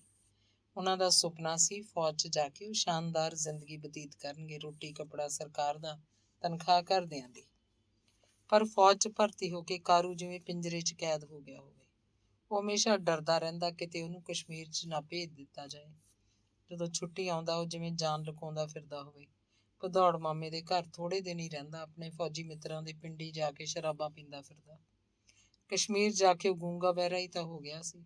ਉਹਨੂੰ ਕੋਈ ਇਲਮ ਨਹੀਂ ਸੀ ਕਿ ਉੱਥੇ ਫੌਜੀ ਕਿਉਂ ਮਰ ਰਹੇ ਆ। ਕੋਈ ਪਤਾ ਨਹੀਂ ਸੀ ਇੰਨੇ ਅੱਤਵਾਦੀ ਵੀ ਕਿਉਂ ਮਰ ਰਹੇ ਆ। ਉਹ ਕਾਹਦਾ ਸ਼ਹੀਦ ਸੀ, ਕਾਹਦਾ ਦੇਸ਼ ਭਗਤ ਸੀ। ਅੰਗ 36ਵਾਂ। ਉਸ ਰਾਤ ਕਣਕਾਂ ਨੂੰ ਦਿੱਤਾ ਆਖਰੀ ਪਾਣੀ ਗੰਡੇ ਦੇ ਘਰ ਲਈ ਸ਼ਾਇਦ ਖੇਤੀ ਦਾ ਆਖਰੀ ਕੰਮ ਸੀ। ਕੁਦਰਤ ਨੂੰ ਪਤਾ ਨਹੀਂ ਕੀ ਮਨਜ਼ੂਰ ਸੀ। ਉਸ ਸਾਲ ਉਹਨਾਂ ਦੀ ਕਣਕ ਸ਼ਰੀਕਾਂ ਨੇ ਵੱਢੀ ਸੀ। ਬਚਿੱਤਰ ਤੋਂ ਅਚਨਚੇਤੀ ਕਤਲ ਹੋ ਗਿਆ। ਫਿਰ ਕਿਹਨੂੰ ਸੁੱਝਣਾ ਸੀ ਖੇਤ। ਤੇਲੀਆਂ ਦਾ ਮੁੰਡਾ ਬਸ਼ੀਰਾ ਮੱਝ ਲਈ ਖੇਤੋਂ ਕੱਖ ਵੱਢ ਕੇ ਲਿਆਉਂਦਾ, ਕੁਤਰਾ ਕਰਕੇ ਖੁਰਲੀ ਭਰ ਦਿੰਦਾ, ਬਲਦਾਂ ਨੂੰ ਤੂੜੀ 'ਚ ਹਰੇ ਕੱਖਾਂ ਦਾ ਕੁਤਰਾ ਰਲਾ ਕੇ ਪਾਉਂਦਾ। ਫਿਰ ਕੁਝ ਮਹੀਨਿਆਂ ਬਾਅਦ ਹੀ ਬਖਤੌਰੇ ਨੇ ਬਲਦ ਵੇਚਦੇ, ਮੱਝ ਰੱਖੀ। ਘਰ ਦੀ ਚਾਹੇ ਕਿੰਨੀ ਭੈੜੀ ਹਾਲਤ ਸੀ, ਪਰ ਦੁੱਧ ਬਾਅਦ ਬਗੈਰ ਸਰਦਾ ਨਹੀਂ ਸੀ। ਅਗਲੇ ਸਾਲ ਲਈ ਸਾਰੀ ਜ਼ਮੀਨ ਬਖਤੌਰੇ ਨੇ ਦਲਿਤਾਂ ਨੂੰ ਹਿੱਸੇ ਤੇ ਦੇ ਦਿੱਤੀ। ਉਹਨਾਂ ਨੇ ਸੌਣੀ ਬੀਜੀ ਤਾਂ ਬਖਤੌਰੇ ਨੇ ਉਹਨਾਂ ਨਾਲ 2 ਕਿਆਰੇ ਮੱਝ ਖਾਤਰ ਚਰੀ ਦੇ ਬੀਜਣੇ ਪੱਕੇ ਕੀਤੇ। ਬਦਰੇ ਕਰਕੇ ਪਹਿਲਾਂ ਤਾਂ ਦਲਿਤ ਬਖਤੌਰੇ ਦੀ ਜ਼ਮੀਨ ਲੈਂਦੇ ਨਹੀਂ ਸੀ, ਝਿਜਕ ਮੰਨਦੇ ਕਿ ਕੀ ਕਹੇਗਾ ਬਦਰਾ। ਜੱਟ ਨੇ ਉਹਦੇ ਪੁੱਤ ਦਾ ਕਤਲ ਕਰਤਾ ਤੇ ਉਹਦੀ ਜ਼ਮੀਨ ਵਾਹੁਣ ਨੂੰ ਫਿਰਦੇ ਆ। ਕਤਲ ਹੋ ਗਿਆ ਤਾਂ ਕੀ ਹੈ, ਕਿਹੜਾ ਹੁਣ ਬਖਤੌਰਾ ਪਿੰਡ ਛੱਡ ਕੇ ਤੁਰ ਜੂ ਕਿਧਰੇ। ਇਹਨੇ ਵੀ ਇੱਥੇ ਹੀ ਰਹਿਣਾ, ਇਹਦੀ ਜ਼ਮੀਨ ਵੀ ਇੱਥੇ ਹੀ ਰਹਿਣੀ ਹੈ। ਨਾਲੇ ਤੁਸੀਂ ਤਾਂ ਹਿੱਸੇ ਦੀ ਜ਼ਮੀਨ ਵਾਹੁਣੀ ਹੈ, ਕਿਸੇ ਦੀ ਹੋਈ। ਤੂੰ ਨਹੀਂ ਵਾਹੇਂਗਾ ਕੋਈ ਹੋਰ ਵਾਹੂ, ਦਲਿਤ ਨਹੀਂ ਵਾਹੂ ਕੋਈ ਜੱਟ ਵਾਲੂ। ਕਮਲਾ ਨਾ ਬਣ, ਜਾ ਕੇ ਹਲ ਜੋੜ ਲੈ। ਮਾਘੀ ਨੂੰ ਉਹਦੇ ਹੀ ਸ਼ਰੀਕਾਂ ਨੇ ਮੱਤ ਦਿੱਤੀ ਸੀ। ਨਹੀਂ ਯਾਰ, ਬਦਰਾ ਚਿੱਤ 'ਚ ਕਰੂਗਾ, ਫਿਰ ਵੀ ਭਾਈਚਾਰਾ ਹੈ ਆਪਣਾ। ਮਾਘੀ ਨੱਕ ਮਾਰਦਾ ਸੀ। ਅਗਲੇ ਨੇ ਕਤਲ ਕੀ ਐਵੇਂ ਕਰਤਾ। ਬਦਰੇ ਦਾ ਮੁੰਡਾ ਇਹਨਾਂ ਦੀ ਕੁੜੀ ਕੋਲ ਜਾਂਦਾ ਸੀ, ਕਿੰਨੇ ਸਾਲ ਹੋ ਗਏ। ਇੱਕ ਦਿਨ ਤਾਂ ਇਹ ਹੋਣਾ ਹੀ ਸੀ। ਅਗਲਿਆਂ ਨੇ ਉੱਤੋਂ ਫੜ ਲਿਆ ਤੇ ਵੱਢਤਾ ਮੁੰਡਾ। ਜੱਟ ਦਾ ਕਸੂਰ ਨਹੀਂ ਭਾਈ, ਬਦਰੇ ਦੇ ਮੁੰਡੇ ਦੀ ਪੁੱਠੀ ਮੱਤ ਸੀ। ਉਹਨਾਂ ਦੀ ਗੰਡੇ ਕਿਆਂ ਨਾਲ ਹਮਦਰਦੀ ਸੀ ਸਗੋਂ। ਤੇ ਫਿਰ 2 ਦਿਨਾਂ ਬਾਅਦ ਮਾਘੀ ਨੇ ਬਖਤੌਰੇ ਦੀ ਜ਼ਮੀਨ 'ਚ ਹਲ ਜੋੜ ਲਿਆ ਸੀ। ਅਜੀਬ ਮਾਹੌਲ ਸੀ, ਅਜੀਬ ਹਾਲਾਤ ਸਨ। ਇੱਕ ਪਾਸੇ ਸਾਰਾ ਵਿਹੜਾ ਬਦਰੇ ਦੀ ਹਮਾਇਤ ਕਰਦਾ, ਅੱਧੀ ਅੱਧੀ ਰਾਤ ਤੱਕ ਬੈਠੇ ਉਹ ਜੱਟਾਂ ਨੂੰ ਬੁਰਾ ਭਲਾ ਬੋਲੀ ਜਾਂਦੇ, ਪਰ ਜੱਟਾਂ ਬਗੈਰ ਉਹਨਾਂ ਨੂੰ ਸਰਦਾ ਵੀ ਨਹੀਂ ਸੀ। ਇੱਕ ਪਾਸੇ ਮਾਘੀ ਦਲਿਤ ਬਖਤੌਰੇ ਜੱਟ ਦੀ ਜ਼ਮੀਨ ਵਾਹ ਬੀਜ ਰਿਹਾ ਸੀ। ਉੱਧਰ ਕਿਸੇ ਇੱਕ ਜੱਟ ਨੇ ਵੀ ਬਚਿੱਤਰ ਦੇ ਖਿਲਾਫ ਗਵਾਹੀ ਨਹੀਂ ਦਿੱਤੀ ਸੀ। ਇਸ ਮਾਮਲੇ 'ਚ ਸਾਰੇ ਜੱਟ ਇੱਕ ਸਨ, ਪਰ ਅੰਦਰ ਖਾਤੇ ਸ਼ਰੀਕ ਬਖਤੌਰੇ ਦੀ ਕੁੜੀ ਗਿੱਲੋ ਬਾਰੇ ਅਜੀਬ ਅਜੀਬ ਗੱਲਾਂ ਕਰਦੇ। ਬਦਰੇ ਦੇ ਮੁੰਡੇ ਰਾਮੇ ਲਈ ਦਬਵਾਂ ਜਾਂ ਹਾਂ ਦਾ ਨਾਅਰਾ ਵੀ ਮਾਰਦੇ। 2 ਸਾਲ ਜਿੰਨਾ ਚਿਰ ਕਤਲ ਦਾ ਮੁਕੱਦਮਾ ਚੱਲਦਾ ਰਿਹਾ, ਮਾਘੀ ਦਲਿਤ ਹੀ ਉਹਨਾਂ ਦੀ ਜ਼ਮੀਨ ਹਿੱਸੇ ਤੇ ਲੈ ਕੇ ਵਾਹੁੰਦਾ ਰਿਹਾ। ਮਾਘੀ ਉਹਨਾਂ ਦੀ ਮੱਝ ਲਈ 2 ਕਿਆਰੇ ਚਰੀ ਬੀਜ ਦਿੰਦਾ, ਉੱਧਰ ਹਾੜੀ ਨੂੰ 2 ਕਿਆਰੇ ਸਰੋਂ ਦੇ ਜਾਂ ਹੋਰ ਕੋਈ ਹਰਾ ਚਾਰਾ। ਬਖਤੌਰਾ ਤੂੜੀ ਦਾ ਕੁੱਪ ਵੀ ਲੈਂਦਾ। ਬਖਤੌਰਾ ਤੱਕ ਮੁਕੱਦਮੇ 'ਚ ਉਲਝਿਆ ਹੋਇਆ ਸੀ, ਪੈਸਾ ਪਾਣੀ ਵਾਂਗ ਵਹਿ ਰਿਹਾ ਸੀ, ਪਰ ਇਹ ਪਤਾ ਨਹੀਂ ਸੀ ਬਚਿੱਤਰ ਨੂੰ ਕੈਦ ਹੋਏਗੀ ਜਾਂ ਫਾਂਸੀ ਦਾ ਹੁਕਮ ਬੋਲਦਾ ਜਾਏਗਾ। ਮਾਘੀ ਸੌਣੀ ਦਾ ਤੇ ਉੱਧਰ ਹਾੜੀ ਦਾ ਜੋ ਵੀ ਹਿੱਸਾ ਬਖਤੌਰੇ ਦੇ ਘਰ ਸੁੱਟ ਦਿੰਦਾ ਉਹ ਲੈ ਲੈਂਦਾ। ਕਦੇ ਕੋਈ ਹਿਸਾਬ ਕਿਤਾਬ ਨਹੀਂ ਕੀਤਾ ਸੀ। ਬਖਤੌਰਾ ਕਦੇ ਖੇਤ ਨਹੀਂ ਜਾਂਦਾ ਸੀ, ਖੜੀ ਫਸਲ ਵੱਲ ਨਿਗਾਹ ਹੀ ਮਾਰ ਆਵੇ। ਕਦੇ ਉਹਨੇ ਪਿੜਾਂ 'ਚ ਜਾ ਕੇ ਦਾਣਿਆਂ ਦਾ ਢੇਰ ਨਹੀਂ ਦੇਖਿਆ ਸੀ। ਸਭ ਕੁਝ ਰੱਬ ਆਸਰੇ ਸੀ। ਬਖਤੌਰਾ ਮਨ 'ਚ ਚਿਤਾਰਦਾ, ਅਗਲੇ ਦਾ ਬਰਮ ਹੈ ਭਾਈ, ਜੋ ਦਿੰਦਾ ਠੀਕ ਹੀ ਹੈ, ਉੱਤੇ ਰੱਬ ਤਾਂ ਦੇਖਦਾ ਹੈ। ਆਦਮੀ ਅੰਦਰ ਰੱਬ ਵਸਿਆ ਹੋਵੇ ਤਾਂ ਉਹ ਗਲਤ ਕੰਮ ਨਹੀਂ ਕਰਦਾ, ਕਿਸੇ ਨਾਲ ਧੋਖਾ ਨਹੀਂ ਕਰਦਾ। ਮਾਘੀ 'ਚ ਰੱਬ ਹੋਇਆ ਤਾਂ ਉਹ ਕਾਹਨੂੰ ਰੱਖੂਗਾ ਮੈਥੋਂ ਕੋਈ ਓਹਲਾ। ਪਰ ਬਖਸ਼ੀਰਾ ਬਖਤੌਰੇ ਨੂੰ ਖੇਤ ਦਾ ਸਾਰਾ ਭੇਦ ਦਿੰਦਾ ਰਹਿੰਦਾ। ਉਹ ਕੱਖਾਂ ਦੀ ਭਰੀ ਵੱਢਣ ਜਾਂਦਾ ਤਾਂ ਤੁਰ ਫਿਰ ਕੇ ਖੇਤ ਵੀ ਦੇਖ ਆਉਂਦਾ। ਘਰ ਆ ਕੇ ਕੰਮ ਧੰਦਾ ਕਰਦਾ ਫਿਰਦਾ ਬਖਤੌਰੇ ਨੂੰ ਗੱਲਾਂ ਦੱਸਦਾ ਰਹਿੰਦਾ। ਬਖਤੌਰਾ ਨਹੀਂ ਤਾਂ ਗੁਰਮੀਤ ਕੌਰ ਬਸ਼ੀਰੇ ਦੀਆਂ ਗੱਲਾਂ ਸੁਣਦੀ। ਬਸ਼ੀਰੇ ਦੀਆਂ ਗੱਲਾਂ ਸੁਣ ਕੇ ਇੱਕ ਤਰ੍ਹਾਂ ਨਾਲ ਬਖਤੌਰਾ ਜਿਵੇਂ ਖੇਤ ਹੀ ਜਾ ਆਉਂਦਾ ਹੋਵੇ। ਚਾਹੇ ਉੱਧਰ ਮੁਕੱਦਮਾ ਛਿੜਿਆ ਹੋਇਆ ਸੀ, ਪਰ ਬਖਤੌਰਾ ਕਦੇ ਕਦੇ ਪਲ ਦੀ ਪਲ ਨਿਰਣਾ ਕਰਦਾ ਕਿ ਹੁਣ ਨਾ ਤਾਂ ਖੇਤ 'ਚ ਪਹਿਲਾਂ ਜਿੰਨੀ ਫਸਲ ਹੁੰਦੀ ਹੈ, ਜੋ ਵੀ ਹੁੰਦਾ ਉਹਦਾ ਪੂਰਾ ਹਿੱਸਾ ਉਹਨੂੰ ਨਹੀਂ ਮਿਲਦਾ। ਬਚਿੱਤਰ ਨੂੰ ਸਜ਼ਾ ਹੋਣ ਤੋਂ ਬਾਅਦ ਅਗਲੇ ਸਾਲ ਬਖਤੌਰੇ ਨੇ ਜ਼ਮੀਨ ਬਦਲਤੀ। ਗਿੱਲਾਂ ਪੱਤੀ ਦੇ ਇੱਕ ਜੱਟ ਨੇ ਉਹਦੀ ਜ਼ਮੀਨ ਲਿਖਵਾ ਲਈ। ਨਾਜਰ ਉਹਦੇ ਸ਼ਰੀਕੇ 'ਚੋਂ ਹੀ ਸੀ, ਉਹਦੇ ਕੋਲ ਟਰੈਕਟਰ ਵੀ ਸੀ। ਉਹਦੀ ਆਪਣੀ ਜ਼ਮੀਨ ਸਿਰਫ 12 ਕਿੱਲੇ ਸੀ। ਉਹ ਹਰ ਸਾਲ ਇੰਨੀ ਕੁ ਜ਼ਮੀਨ ਹੋਰ ਕਿਸੇ ਦੀ ਲੈਂਦਾ, ਕਦੇ ਹਿੱਸੇ ਉੱਤੇ ਕਦੇ ਠੇਕੇ ਉੱਤੇ। 24-25 ਕਿੱਲਿਆਂ ਤੋਂ ਘੱਟ ਉਹਨੂੰ ਸਰਦਾ ਨਹੀਂ ਸੀ। ਨਾਜਰ ਦਾ ਆਪਣਾ ਮੁੰਡਾ ਸੀ ਜਿਹੜਾ ਟਰੈਕਟਰ ਚਲਾਉਂਦਾ। 2 ਨੌਕਰ ਸੀ, ਇੱਕ ਨੌਕਰ ਮਾਲ ਢਾਂਡਾ ਸਾਂਭਦਾ, ਦੂਜਾ ਖੇਤੀ ਦਾ ਕੰਮ ਕਰਦਾ। ਨਾਜਰ ਨੇ ਕਦੇ ਸੀਰੀ ਨਹੀਂ ਰੱਖਿਆ ਸੀ। ਉਹ ਕਦੇ ਕਦੇ ਮਾਲ ਢਾਂਡੇ ਵਾਲੇ ਨੌਕਰ ਨੂੰ ਖੇਤੀ ਲੈ ਵੜਦੇ, ਉਹ ਤੋਂ ਪੂਰਾ ਕੰਮ ਕਰਾਉਂਦੇ। ਪਹਿਲੇ ਸਾਲ ਹੀ ਨਾਜਰ ਨੇ ਬਖਤੌਰੇ ਨੂੰ ਚੰਗੀ ਫਸਲ ਦਿੱਤੀ। ਦਾਣਿਆਂ ਨਾਲ ਉਹਦਾ ਘਰ ਭਰਦਾ। ਮੱਝ ਵਾਸਤੇ ਉਹ ਜਿੰਨਾ ਮਰਜ਼ੀ ਹਰਾ ਚਾਰਾ ਵੱਢਦਾ ਰਹਿੰਦਾ, ਕੋਈ ਰੋਕ ਟੋਕ ਨਹੀਂ ਸੀ। ਨਾਜਰ ਦਾ ਆਪਣਾ ਵੀ ਤਾਂ ਮਾਲ ਪਸ਼ੂ ਬਹੁਤ ਸੀ। ਨਾਜਰ ਸੋਚਦਾ, ਬਖਤੌਰੇ ਦਾ ਨੌਕਰ ਮੈਂਸ ਜਿੰਨਾ ਹੀ ਵੱਢ ਕੇ ਲਿਜਾਊ, ਹੋਰ ਵਾਧੂ ਕੱਖ ਉਹਨਾਂ ਨੇ ਕੀ ਕਰਨੇ ਨੇ। ਮੈਂਸ ਦਾ ਰੱਜ ਦੇਣ ਨਾਲ ਉਹਨੂੰ ਕੋਈ ਫਰਕ ਨਹੀਂ ਪੈਣ ਲੱਗਿਆ। ਚਾਹੇ ਨਾਜਰ ਹਿੱਸੇ ਦੀ ਪੂਰੀ ਫਸਲ ਦਿੰਦਾ ਸੀ, ਉਹ ਜ਼ਮੀਨ ਵੀ ਸਵਾਰਦਾ ਰਹਿੰਦਾ। ਪਰ ਬਖਤੌਰੇ ਨੇ ਤੀਜੇ ਸਾਲ ਜ਼ਮੀਨ ਬਦਲਣੀ ਚਾਹੀ। ਇੱਕ ਡਰ ਤੇ ਰਿਵਾਜ ਜਿਹਾ ਸੀ ਕਿ ਮਾਲਕ 2 ਸਾਲ ਤੋਂ ਵੱਧ ਕਿਸੇ ਇੱਕ ਕਿਸਾਨ ਕੋਲ ਆਪਣੀ ਜ਼ਮੀਨ ਨਹੀਂ ਰੱਖਦਾ ਸੀ। ਤੀਜੇ ਸਾਲ ਜ਼ਮੀਨ ਜ਼ਰੂਰ ਹੋਰ ਕਿਸੇ ਨੂੰ ਦਿੰਦਾ, ਚਾਹੇ ਅਗਲੇ ਸਾਲ ਫੇਰ ਪਹਿਲਾਂ ਵਾਲੇ ਕਿਸਾਨ ਨੂੰ ਹੀ ਦੇ ਦਿੰਦਾ। ਪਰ ਬਖਤੌਰੇ ਨੇ ਤੀਜੇ ਸਾਲ ਵੀ ਜ਼ਮੀਨ ਨਾਜਰ ਕੋਲੋਂ ਬਦਲੀ ਨਹੀਂ। ਨਾਜਰ ਦਾ ਟੱਬਰ ਰੱਜੀ ਰੂਹ ਸੀ। ਠੱਗੀ ਧੋਖੇ ਵਾਲਾ ਲਾਲਚ ਉਹਨਾਂ ਦੇ ਖੂਨ 'ਚ ਨਹੀਂ ਸੀ। ਨਾਜਰ ਨੇ ਆਪ ਹੀ ਆਖਤਾ ਸੀ, ਭਾਈ ਬਖਤੌਰ ਸਿਆਂ, ਪਟਵਾਰੀ ਨੂੰ ਕਹਿ ਕੇ ਗਿਰਦੌਰੀ ਆਪਣੇ ਨਾਂ ਕਰ ਲਿਆ ਕਰ। ਸਾਨੂੰ ਕੋਈ ਇਤਰਾਜ਼ ਨਹੀਂ, ਨਾ ਹੀ ਕੋਈ ਲੋਭ ਲਾਲਚ ਹੈ। ਅਸੀਂ ਤਾਂ ਤੇਰੇ ਕੰਮ ਆ ਇੱਕ ਤਰ੍ਹਾਂ ਦੇ, ਤੇਰੀ ਭੋਏ ਵਾਹੁਣੀ, ਬੀਜਣੀ ਤੇ ਹਿੱਸਾ ਦੇਣਾ, ਖਰਾ ਦੁੱਧ ਵਰਗਾ। ਸਮਝ, ਅਸੀਂ ਨਹੀਂ ਖੇਤੀ ਕਰਦੇ ਤੇਰੀ ਜ਼ਮੀਨ ਦੀ, ਤੂੰ ਆਪ ਕਰਦਾ। ਪਟਵਾਰੀ ਦੀ ਸੇਵਾ ਰੱਖਿਆ ਕਰ, ਜ਼ਮੀਨ ਤੇਰੀ ਕਿਧਰੇ ਨਹੀਂ ਜਾਂਦੀ। ਜਦੋਂ ਵੀ ਕਿਸੇ ਸਾਲ ਕਿਸੇ ਗੱਲ ਦਾ ਭੋਰਾ ਜਾ ਵੀ ਸ਼ੱਕ ਪਵੇ, ਹੋਰ ਨੂੰ ਦੇ ਦੇ। ਬਚਿੱਤਰ ਨੂੰ 20 ਸਾਲੀ ਹੋ ਗਈ ਸੀ, ਗੱਲ ਮੁੱਕ ਗਈ। ਬਖਤੌਰੇ ਨੇ ਅੱਗੇ ਅਪੀਲ ਨਹੀਂ ਕੀਤੀ। ਸੋਚਦਾ ਸੀ ਕੀ ਫਾਇਦਾ ਪੈਸੇ ਬਰਬਾਦ ਕਰਨ ਦਾ, ਜਦੋਂ ਮੁੰਡਾ ਆਪ ਬਿਆਨ ਦੇ ਚੁੱਕਿਆ ਕਤਲ ਉਹਨੇ ਕੀਤਾ। ਉਤਲੀ ਅਦਾਲਤ ਕਿਤੇ ਫਾਂਸੀ ਨੂੰ ਨਾ ਠੋਕ ਦੇਵੇ। ਬਖਤੌਰਾ ਧਾਹ ਕਰਦਾ ਕਿ 20 ਸਾਲੀ ਨੂੰ ਕੀ ਹੈ, 10-12 ਸਾਲ ਕੱਟਣੇ ਹੁੰਦੇ ਨੇ। ਕਿੰਨੇ ਸਾਲ ਤਾਂ ਨਿਕਲ ਵੀ ਗਏ, ਥੋੜੇ ਸਾਲਾਂ ਨੂੰ ਬਚਿੱਤਰ ਆ ਜਾਊਗਾ। ਹਾਲੇ ਤਾਂ ਉਹਦੀ ਉਮਰ ਹੈ, ਆ ਕੇ ਆਪਣਾ ਘਰ ਸੰਭਾਲੂਗਾ। ਕਾਰੂ ਫੌਜ 'ਚ ਹੈ ਤਾਂ ਕੀ, ਉਹ ਚੱਠੀ ਨਹੀਂ ਆਉਂਦਾ ਤਾਂ ਕੀ, ਹੁਣ ਨਹੀਂ ਤਾਂ ਪੈਨਸ਼ਨ ਲੈ ਕੇ ਇੱਥੇ ਆ ਜਾਊਗਾ। ਮਾਮਾ ਉਹਨੂੰ ਸਾਰੀ ਉਮਰ ਤਾਂ ਰੱਖ ਨਹੀਂ ਲਏਗਾ ਭਦੌੜ ਆਪਣੇ ਘਰ, ਉਹਦੀ ਵੀ ਕਬੀਲਦਾਰੀ ਹੈ। ਕਾਰੂ ਜਦੋਂ ਵੀ ਆਇਆ ਉਦੋਂ ਵਿਆਹ ਲਵਾਂਗੇ ਉਹਨੂੰ। ਫੌਜੀ ਤਾਂ 50-50 ਸਾਲਾਂ ਦੇ ਵੀ ਉਹੋ ਜਿਹੇ ਜਵਾਨ ਪਏ ਹੁੰਦੇ ਆ, ਪੈਨਸ਼ਨ ਆ ਕੇ ਵਿਆਹ ਕਰਾਉਂਦੇ ਆ। ਕਾਰੂ ਨੂੰ ਕੋਈ ਡੁੱਡੀ ਲੰਗੜੀ ਵਿਆਹ ਲਿਆਵਾਂਗੇ, ਜਿਹੜੀ 1-2 ਬੱਚੇ ਜੰਮ ਸਕੇ। ਹੋਰ ਕੀ ਹੈ, ਘਰ ਗਾਂਹ ਤੁਰਦਾ ਹੋ ਜਾਏ। ਉਹਨਾਂ ਦਾ ਘਰ ਵਧੀਆ ਤੁਰ ਰਿਹਾ ਸੀ। ਬਸ਼ੀਰਾ ਹਰ ਸਾਲ ਹੀ ਉਹਨਾਂ ਦੇ ਹੁੰਦਾ। ਖੇਤੋਂ ਪੱਠਿਆਂ ਦੀ ਭਰੀ ਲਿਆਉਂਦਾ, ਮਸ਼ੀਨ ਤੇ ਕੁਤਰ ਕੇ ਮੱਝ ਦੀ ਖੁਰਲੀ 'ਚ ਸੁੱਟ ਦਿੰਦਾ। ਬਸ਼ੀਰਾ ਮਸ਼ੀਨ ਫੇਰਦਾ, ਬਖਤੌਰਾ ਨਿੱਕੇ ਨਿੱਕੇ ਰੁੱਗ ਲਾਈ ਜਾਂਦਾ, ਜਿੰਨੀ ਕੁ ਉਹਦੀ ਪਹੁੰਚ ਸੀ। ਰੁੱਗ ਬਖਤੌਰਾ ਨਾਲ ਲਾਉਂਦਾ ਜਾਂ ਗੁਰਮੀਤ ਕੌਰ ਰੁੱਗ ਲਾ ਦਿੰਦੀ। ਇਹ ਕੋਈ ਖਾਸ ਕੰਮ ਨਹੀਂ ਸੀ। ਮੱਝ ਦੀ ਧਾਰ ਗੁਰਮੀਤ ਕੌਰ ਆਪ ਕੱਢਦੀ, ਦੁੱਧ ਬਾਅਦ ਸਾਂਭਦੀ, ਗੋਹਾ ਕੂੜਾ ਵੀ ਉਹੀ ਕਰਦੀ, ਕਦੇ ਬਸ਼ੀਰੇ ਤੋਂ ਵੀ ਕਰਵਾ ਲੈਂਦੀ। ਬਸ਼ੀਰਾ ਉਹਨੂੰ ਦੁੱਧ ਵੀ ਰਿੜਕ ਦਿੰਦਾ। ਗੁਰਮੀਤ ਕੌਰ ਨੂੰ ਬਸ਼ੀਰੇ ਦਾ ਬਹੁਤ ਸੁੱਖ ਸੀ। ਜਿਹੜੇ ਕੰਮ ਨੂੰ ਕਹਿੰਦੀ ਬਸ਼ੀਰਾ ਭੱਜ ਭੱਜ ਕਰਦਾ। ਹਿੱਸੇ ਦੇ ਦਾਣੇ ਫੱਕੇ ਦਾ ਕੋਈ ਅੰਤ ਹਿਸਾਬ ਨਹੀਂ ਸੀ। ਉਹ ਖੁੱਲ੍ਹਾ ਖਰਚ ਕਰਦੇ। ਬਖਤੌਰਾ ਵਧੀਆ ਮੱਝ ਰੱਖਦਾ, ਸੱਜਰ ਸੂਈ। ਇੱਕ ਮੱਝ ਨਵੇਂ ਦੁੱਧ ਹੋ ਕੇ ਥੋੜ੍ਹਾ ਦੁੱਧ ਦੇਣ ਲੱਗਦੀ, ਉਹ ਪਿੰਡ 'ਚੋਂ ਆਲੇ ਦੁਆਲੇ ਦੇ ਪਿੰਡਾਂ ਤੋਂ ਜਾਂ ਮੰਡੀ ਤੋਂ ਨਵੀਂ ਕੋਈ ਸੱਜਰ ਸੂਈ ਲੈ ਆਉਂਦਾ ਸੀ। ਗੁਰਮੀਤ ਕੌਰ ਬਖਤੌਰੇ ਦੀ ਪੂਰੀ ਸੇਵਾ ਰੱਖਦੀ। ਬਖਤੌਰੇ ਨੂੰ ਕੋਈ ਬਿਮਾਰੀ ਨਹੀਂ ਸੀ, ਦੁੱਧ ਘਿਓ ਸਭ ਉਹਨੂੰ ਹਜਮ ਆਉਂਦਾ ਸੀ, ਬਸ ਥੋੜ੍ਹੇ ਗੋਡੇ ਦੁਖਦੇ। ਸਿਆਲਾਂ 'ਚੋਂ ਮੇਥਿਆਂ ਦੀ ਪੰਜੀਰੀ ਰਲਾ ਕੇ ਖਾਂਦਾ ਸੀ। ਪਿਛਲੇ ਪਹਿਰ ਦੀ ਚਾਹ ਨਾਲ ਬਾਟੀ ਭਰ ਕੇ ਬਹਿ ਜਾਂਦਾ। ਵਸ਼ੀਰੇ ਨੂੰ ਵੀ ਪੰਜੀਰੀ ਦਿੰਦਾ, ਪਰ ਮੇਥਿਆਂ ਵਾਲੀ ਪੰਜੀਰੀ ਉਹਨੂੰ ਕੌੜੀ ਲੱਗਦੀ। ਉਸ 'ਚ ਕਾਲੀਆਂ ਮਿਰਚਾਂ ਵੀ ਤਾਂ ਬਹੁਤ ਹੁੰਦੀਆਂ ਸੀ। ਵਸ਼ੀਰੇ ਨੂੰ ਹੋਰ ਬਹੁਤ ਸੀ ਖਾਣ ਪੀਣ ਨੂੰ। ਗੁਰਮੀਤ ਕੌਰ ਉਹਦੀ ਦਾਲ ਸਬਜ਼ੀ 'ਚ ਘਿਓ ਖੁੱਲ੍ਹੇ ਹੱਥ ਨਾਲ ਪਾਉਂਦੀ। ਆਥਣੇ ਕਿਸੇ ਵੇਲੇ ਤੌੜੀ ਦਾ ਸੂਹਾ ਦੁੱਧ ਲਾ ਦਿੰਦੀ। ਰਾਤ ਨੂੰ ਰੋਟੀ ਤੋਂ ਬਾਅਦ ਆਮ ਘਰਾਂ ਵਾਂਗ ਉਹ ਤੌੜੀ ਦਾ ਫੋਕਾ ਜਿਹਾ ਦੁੱਧ ਨਹੀਂ ਪੀਂਦੇ ਸੀ। ਗੁਰਮੀਤ ਕੌਰ ਆਥਣ ਦੀ ਧਾਰ ਦਾ ਅਣਘਾਲਿਆ ਦੁੱਧ ਤੱਤਾ ਕਰਦੀ ਤਿੰਨੇ ਪੀਂਦੇ ਸੀ। ਸਭ ਰੰਗ ਭਾਗ ਲੱਗਿਆ ਸੀ। ਪਰ ਜਿਸ ਦਿਨ ਕਾਰੂ ਦੀ ਲਾਸ਼ ਆਈ, ਬਖਤੌਰਾ ਜਿਵੇਂ ਅੱਧਾ ਰਹਿ ਗਿਆ ਹੋਵੇ। ਗੁਰਮੀਤ ਕੌਰ ਨਾ ਮਰਦਿਆਂ 'ਚ ਨਾ ਜਿਉਂਦਿਆਂ 'ਚ, ਉਹ ਖੁਦ ਇੱਕ ਜਿਉਂਦੀ ਲਾਸ਼ ਸੀ। ਕਾਰੂ ਦਾ ਮੁਰਦਾ ਦੇਖ ਕੇ ਉਹਨੂੰ ਦੰਦਲਾਂ ਪੈਣ ਲੱਗੀਆਂ। ਉਹਦੀ ਦੰਦ ਬੀੜ ਭੰਨ ਕੇ ਮੂੰਹ 'ਚ ਪਾਣੀ ਪਾਉਂਦੇ। ਉਹ ਪਲ ਦੀ ਪਲ ਅੱਖਾਂ ਪੁੱਟਦੀ, ਫੇਰ ਬੇਹੋਸ਼ ਹੋ ਜਾਂਦੀ। ਸ਼ਰੀਕੇ ਦੀਆਂ ਬੁੜੀਆਂ ਹੀ ਉਹਨੂੰ ਸੰਭਾਲ ਰਹੀਆਂ ਸੀ। ਬਸ਼ੀਰਾ ਦੋਵਾਂ ਦੀ ਇੰਨੀ ਬੁਰੀ ਹਾਲਤ ਦੇਖ ਕੇ ਖੁਦ ਅੱਖਾਂ ਸਜਾਈ ਫਿਰਦਾ ਸੀ। ਉਹਨੇ ਕਾਰੂ ਨੂੰ ਕਿੰਨੇ ਹੀ ਵਰ੍ਹਿਆਂ ਤੋਂ ਪਹਿਲਾਂ ਕਦੇ ਨਹੀਂ ਦੇਖਿਆ ਸੀ, ਪਰ ਉਸ ਦਿਨ ਜਦੋਂ ਉਹਦੀ ਲੋਥ ਆਪਣੇ ਇਸ ਪਿੰਡ 'ਚ ਆਈ ਤਾਂ ਗੰਡੇ ਦਾ ਘਰ ਜਿਵੇਂ ਜਿਉਂਦਾ ਹੋ ਗਿਆ ਸੀ। ਇਸ ਘਰ ਨੂੰ ਕਾਰੂ ਦੀ ਅੱਜ ਹੀ ਹੋਂਦ ਮਹਿਸੂਸ ਹੋਈ ਸੀ।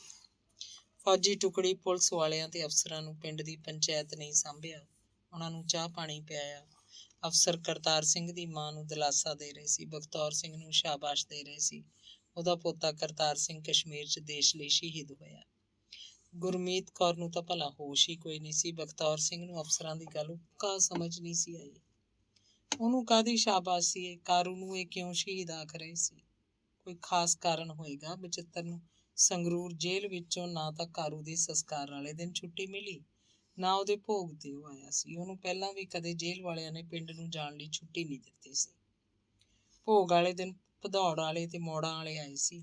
ਸੰਸਕਾਰ ਸਮੇਂ ਭਦੌੜੋਂ ਜਸਵੰਤ ਸਿੰਘ ਤੇ ਮੌੜਾਂ ਤੋਂ ਤਰਲੋਚਨ ਸਿੰਘ ਪਹੁੰਚੇ। ਗੇਲੋ ਨੂੰ ਨਥਾਣੇ ਕੋਈ ਸੁਨੇਹਾ ਨਹੀਂ ਭੇਜਿਆ ਗਿਆ। ਉਹ ਪਹਿਲਾਂ ਵੀ ਕਦੇ ਚਿੱਠੀ ਨਹੀਂ ਆਈ। ਮੌੜੀ ਕਦੀ ਕਦੀ ਜਗਰੂਪ ਨੂੰ ਲੈ ਕੇ ਜਾ ਆਉਂਦੇ। ਅੰਗ 37ਵਾਂ। ਪਾਕਿਸਤਾਨ ਬਣਨ ਤੋਂ ਪਹਿਲਾਂ ਚੱਠਿਆਂ 'ਚ 40 ਘਰ ਮੁਸਲਮਾਨਾਂ ਦੇ ਸੀ। ਮਰਾਸੀਆਂ ਦੇ ਘਰ, ਸੇਖਾਂ ਦੇ ਘਰ, ਜੁਲਾਹਿਆਂ ਦੇ ਘਰ, ਘੁਮਿਆਰਾਂ ਦੇ ਤੇ ਤੇਲੀਆਂ ਦੇ ਘਰ। ਮਰਾਸੀ ਜੱਟਾਂ ਦੇ ਘਰਾਂ ਤੋਂ ਮੰਗਦੇ ਖਾਂਦੇ ਤੇ ਉਹਨਾਂ ਦਾ ਮਨੋਰੰਜਨ ਕਰਦੇ ਸੀ। ਸੇਖਾਂ ਕੋਲ ਆਪਣੀ ਜ਼ਮੀਨ ਸੀ। ਜਿਨ੍ਹਾਂ ਕੋਲ ਜ਼ਮੀਨ ਨਹੀਂ ਸੀ, ਉਹ ਵੀ ਖੇਤੀ ਦਾ ਕੰਮ ਕਰਦੇ ਸੀ। ਜੁਲਾਹੇ ਤਾਣੀਆਂ ਬੁਣਦੇ, ਘੁਮਾਰ ਮਿੱਟੀ ਦੇ ਭਾਂਡੇ ਬਣਾਉਂਦੇ। ਤੇਲੀਆਂ ਕੋਲ ਕੋਹਲੂ ਸੀ, ਜਿਨ੍ਹਾਂ ਨਾਲ ਉਹ ਸਰੋਂ ਦੇ ਤੇਲ ਦੀਆਂ ਕਹਾਣੀਆਂ ਕੱਢਦੇ। 47 ਦੀ ਵੱਡਾ ਟੁੱਕੀ ਵੇਲੇ ਬਹੁਤੇ ਮੁਸਲਮਾਨ ਇੱਧਰ ਹੀ ਮਾਰ ਦਿੱਤੇ ਸੀ। ਕੁਝ ਲੋਕ ਲੁਕ ਛਿਪ ਕੇ ਉੱਧਰ ਪਾਕਿਸਤਾਨ 'ਚ ਪਹੁੰਚ ਗਏ, ਪਰ ਕੁਝ ਮੁਸਲਮਾਨ ਅਜਿਹੇ ਵੀ ਸਨ ਜਿਨ੍ਹਾਂ ਨੂੰ ਜੱਟਾਂ ਨੇ ਇੱਧਰ ਉੱਧਰ ਕਿਧਰੇ ਖੇਤਾਂ ਦੀਆਂ ਫਸਲਾਂ ਜਾਂ ਲੁਕਵੀਆਂ ਥਾਵਾਂ 'ਚ ਬੰਦ ਕਰ ਲਿਆ ਸੀ। ਜਦੋਂ ਕੁਝ ਠੰਡ ਢੰਡੋਰਾ ਹੋਇਆ, ਮੁੜ ਕੇ ਆਪਣੇ ਘਰਾਂ 'ਚ ਵਸਣ ਲੱਗੇ। ਚੱਠਿਆਂ ਦੇ ਸਾਰੇ ਘੁਮਾਰ ਤੇ ਜੁਲਾਹੇ ਪਿੰਡ ਵਿੱਚ ਹੀ ਗੁੰਡਿਆਂ ਨੇ ਕਤਲ ਕਰਤੇ ਸੀ। ਇਹ ਗੁੰਡੇ ਇਸ ਪਿੰਡ ਦੇ ਨਹੀਂ ਸੀ, ਹੋਰ ਪਿੰਡਾਂ 'ਚੋਂ ਕਿਧਰੇ ਆਏ ਸੀ। ਉਹਨਾਂ ਨੇ ਇਹਨਾਂ ਦਾ ਮਾਲ ਸਬਾਬ ਸਭ ਲੁੱਟ ਲਿਆ। ਵੱਡੀ ਉਮਰ ਦੀਆਂ ਤੀਵੀਆਂ ਨੂੰ ਘਰਾਂ 'ਚ ਹੀ ਕਤਲ ਕਰਤਾ। ਜਵਾਨ ਵਹੁਟੀਆਂ ਤੇ ਮੁਟਿਆਰਾਂ ਕੁੜੀਆਂ ਨੂੰ ਪਸ਼ੂਆਂ ਵਾਂਗ ਫੜ ਕੇ ਲੈ ਗਏ। 47 ਤੋਂ ਬਾਅਦ ਫਿਰ ਚੱਠਿਆਂ ਵਿੱਚ 2 ਘਰ ਤੇਲੀਆਂ ਦੇ, 2 ਸੇਖਾਂ ਦੇ ਤੇ 1 ਘਰ ਮਰਾਸੀਆਂ ਦਾ ਬਾਕੀ ਰਹਿ ਗਿਆ ਸੀ। ਤੇਲੀਆਂ ਦੇ ਵਿਹੜੇ 2 ਘਰ ਬਚੇ ਸੀ। ਉਹਨਾਂ 'ਚੋਂ 1 ਘਰ ਹੁਣ ਖੇਤੀ ਦਾ ਕੰਮ ਕਰਦਾ, 1 ਘਰ 'ਚ ਕੋਹਲੂ ਸੀ।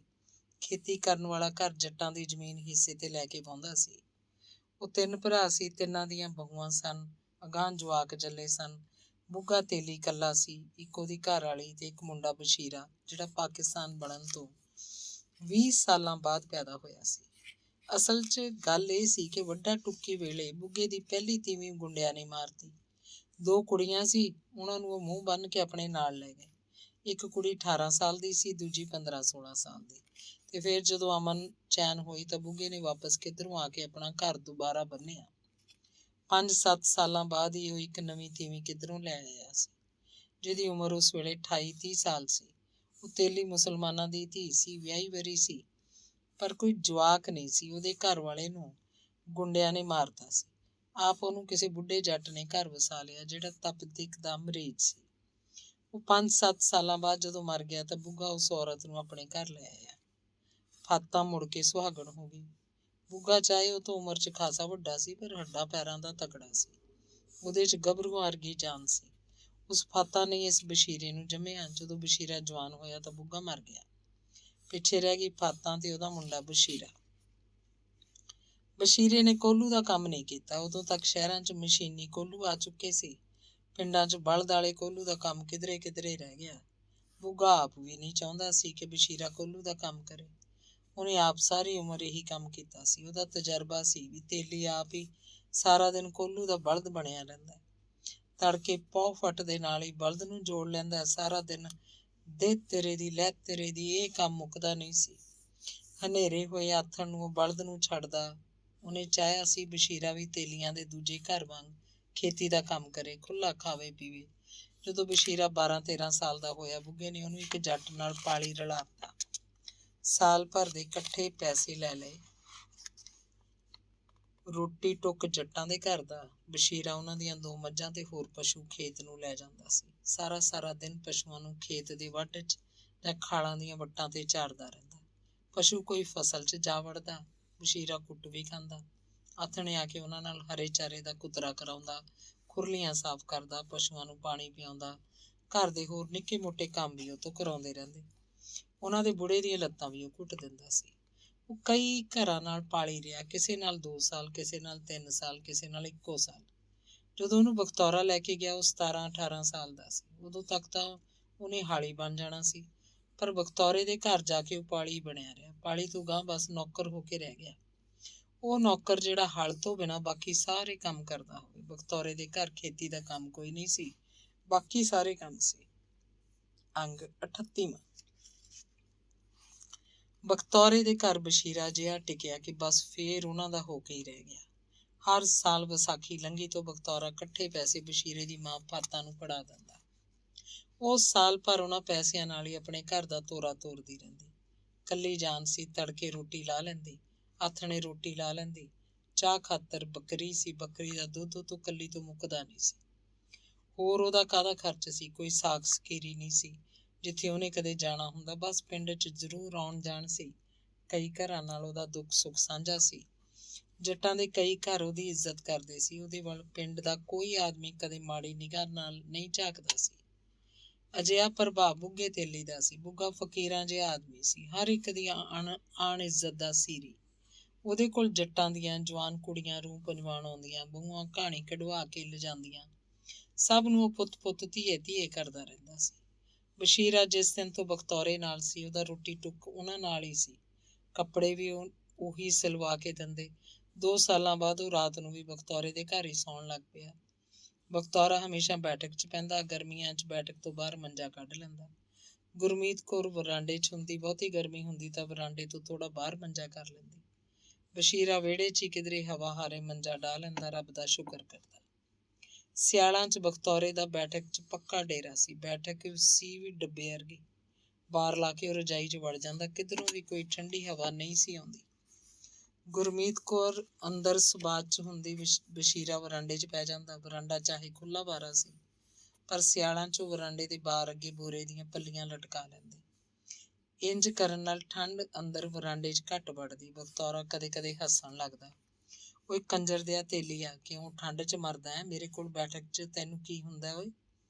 ਚਾਚਾ ਤੂੰ ਸੌਣ ਨਹੀਂ ਦਿੰਦਾ, ਸਾਰੀ ਰਾਤ ਘੁਰਾੜੇ ਮਾਰਦਾ ਰਹਿਣਾ, ਮੈਨੂੰ ਫੇਰ ਨੀਂਦ ਨਹੀਂ ਆਉਂਦੀ। ਬੰਦਾ ਸੁੱਤਾ ਪਿਆ ਹੋਵੇ, ਘੁਰਾੜਾ ਫਿਰ ਕਾਹਨੂੰ ਸੁਣਦਾ ਕਿਸੇ ਦਾ? ਤੂੰ ਪਹਿਲਾਂ ਸੌਂ ਜਿਆ ਕਰ, ਮੈਂ ਪਿੱਛੋਂ ਸੋਇਆ ਕਰੂੰ, ਫੇਰ ਠੀਕ ਹੈ। ਮੈਂ ਸੁੱਤਾ ਪਿਆ ਹੋਵਾਂ, ਤੇਰੇ ਘੁਰਾੜੇ ਫੇਰ ਜਗਾ ਦਿੰਦੇ ਨੇ ਮੈਨੂੰ।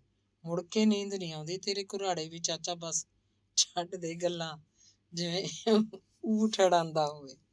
ਬਸ਼ੀਰਾ ਹੱਸਣ ਲੱਗਦਾ। ਧੰਨਵਾਦ।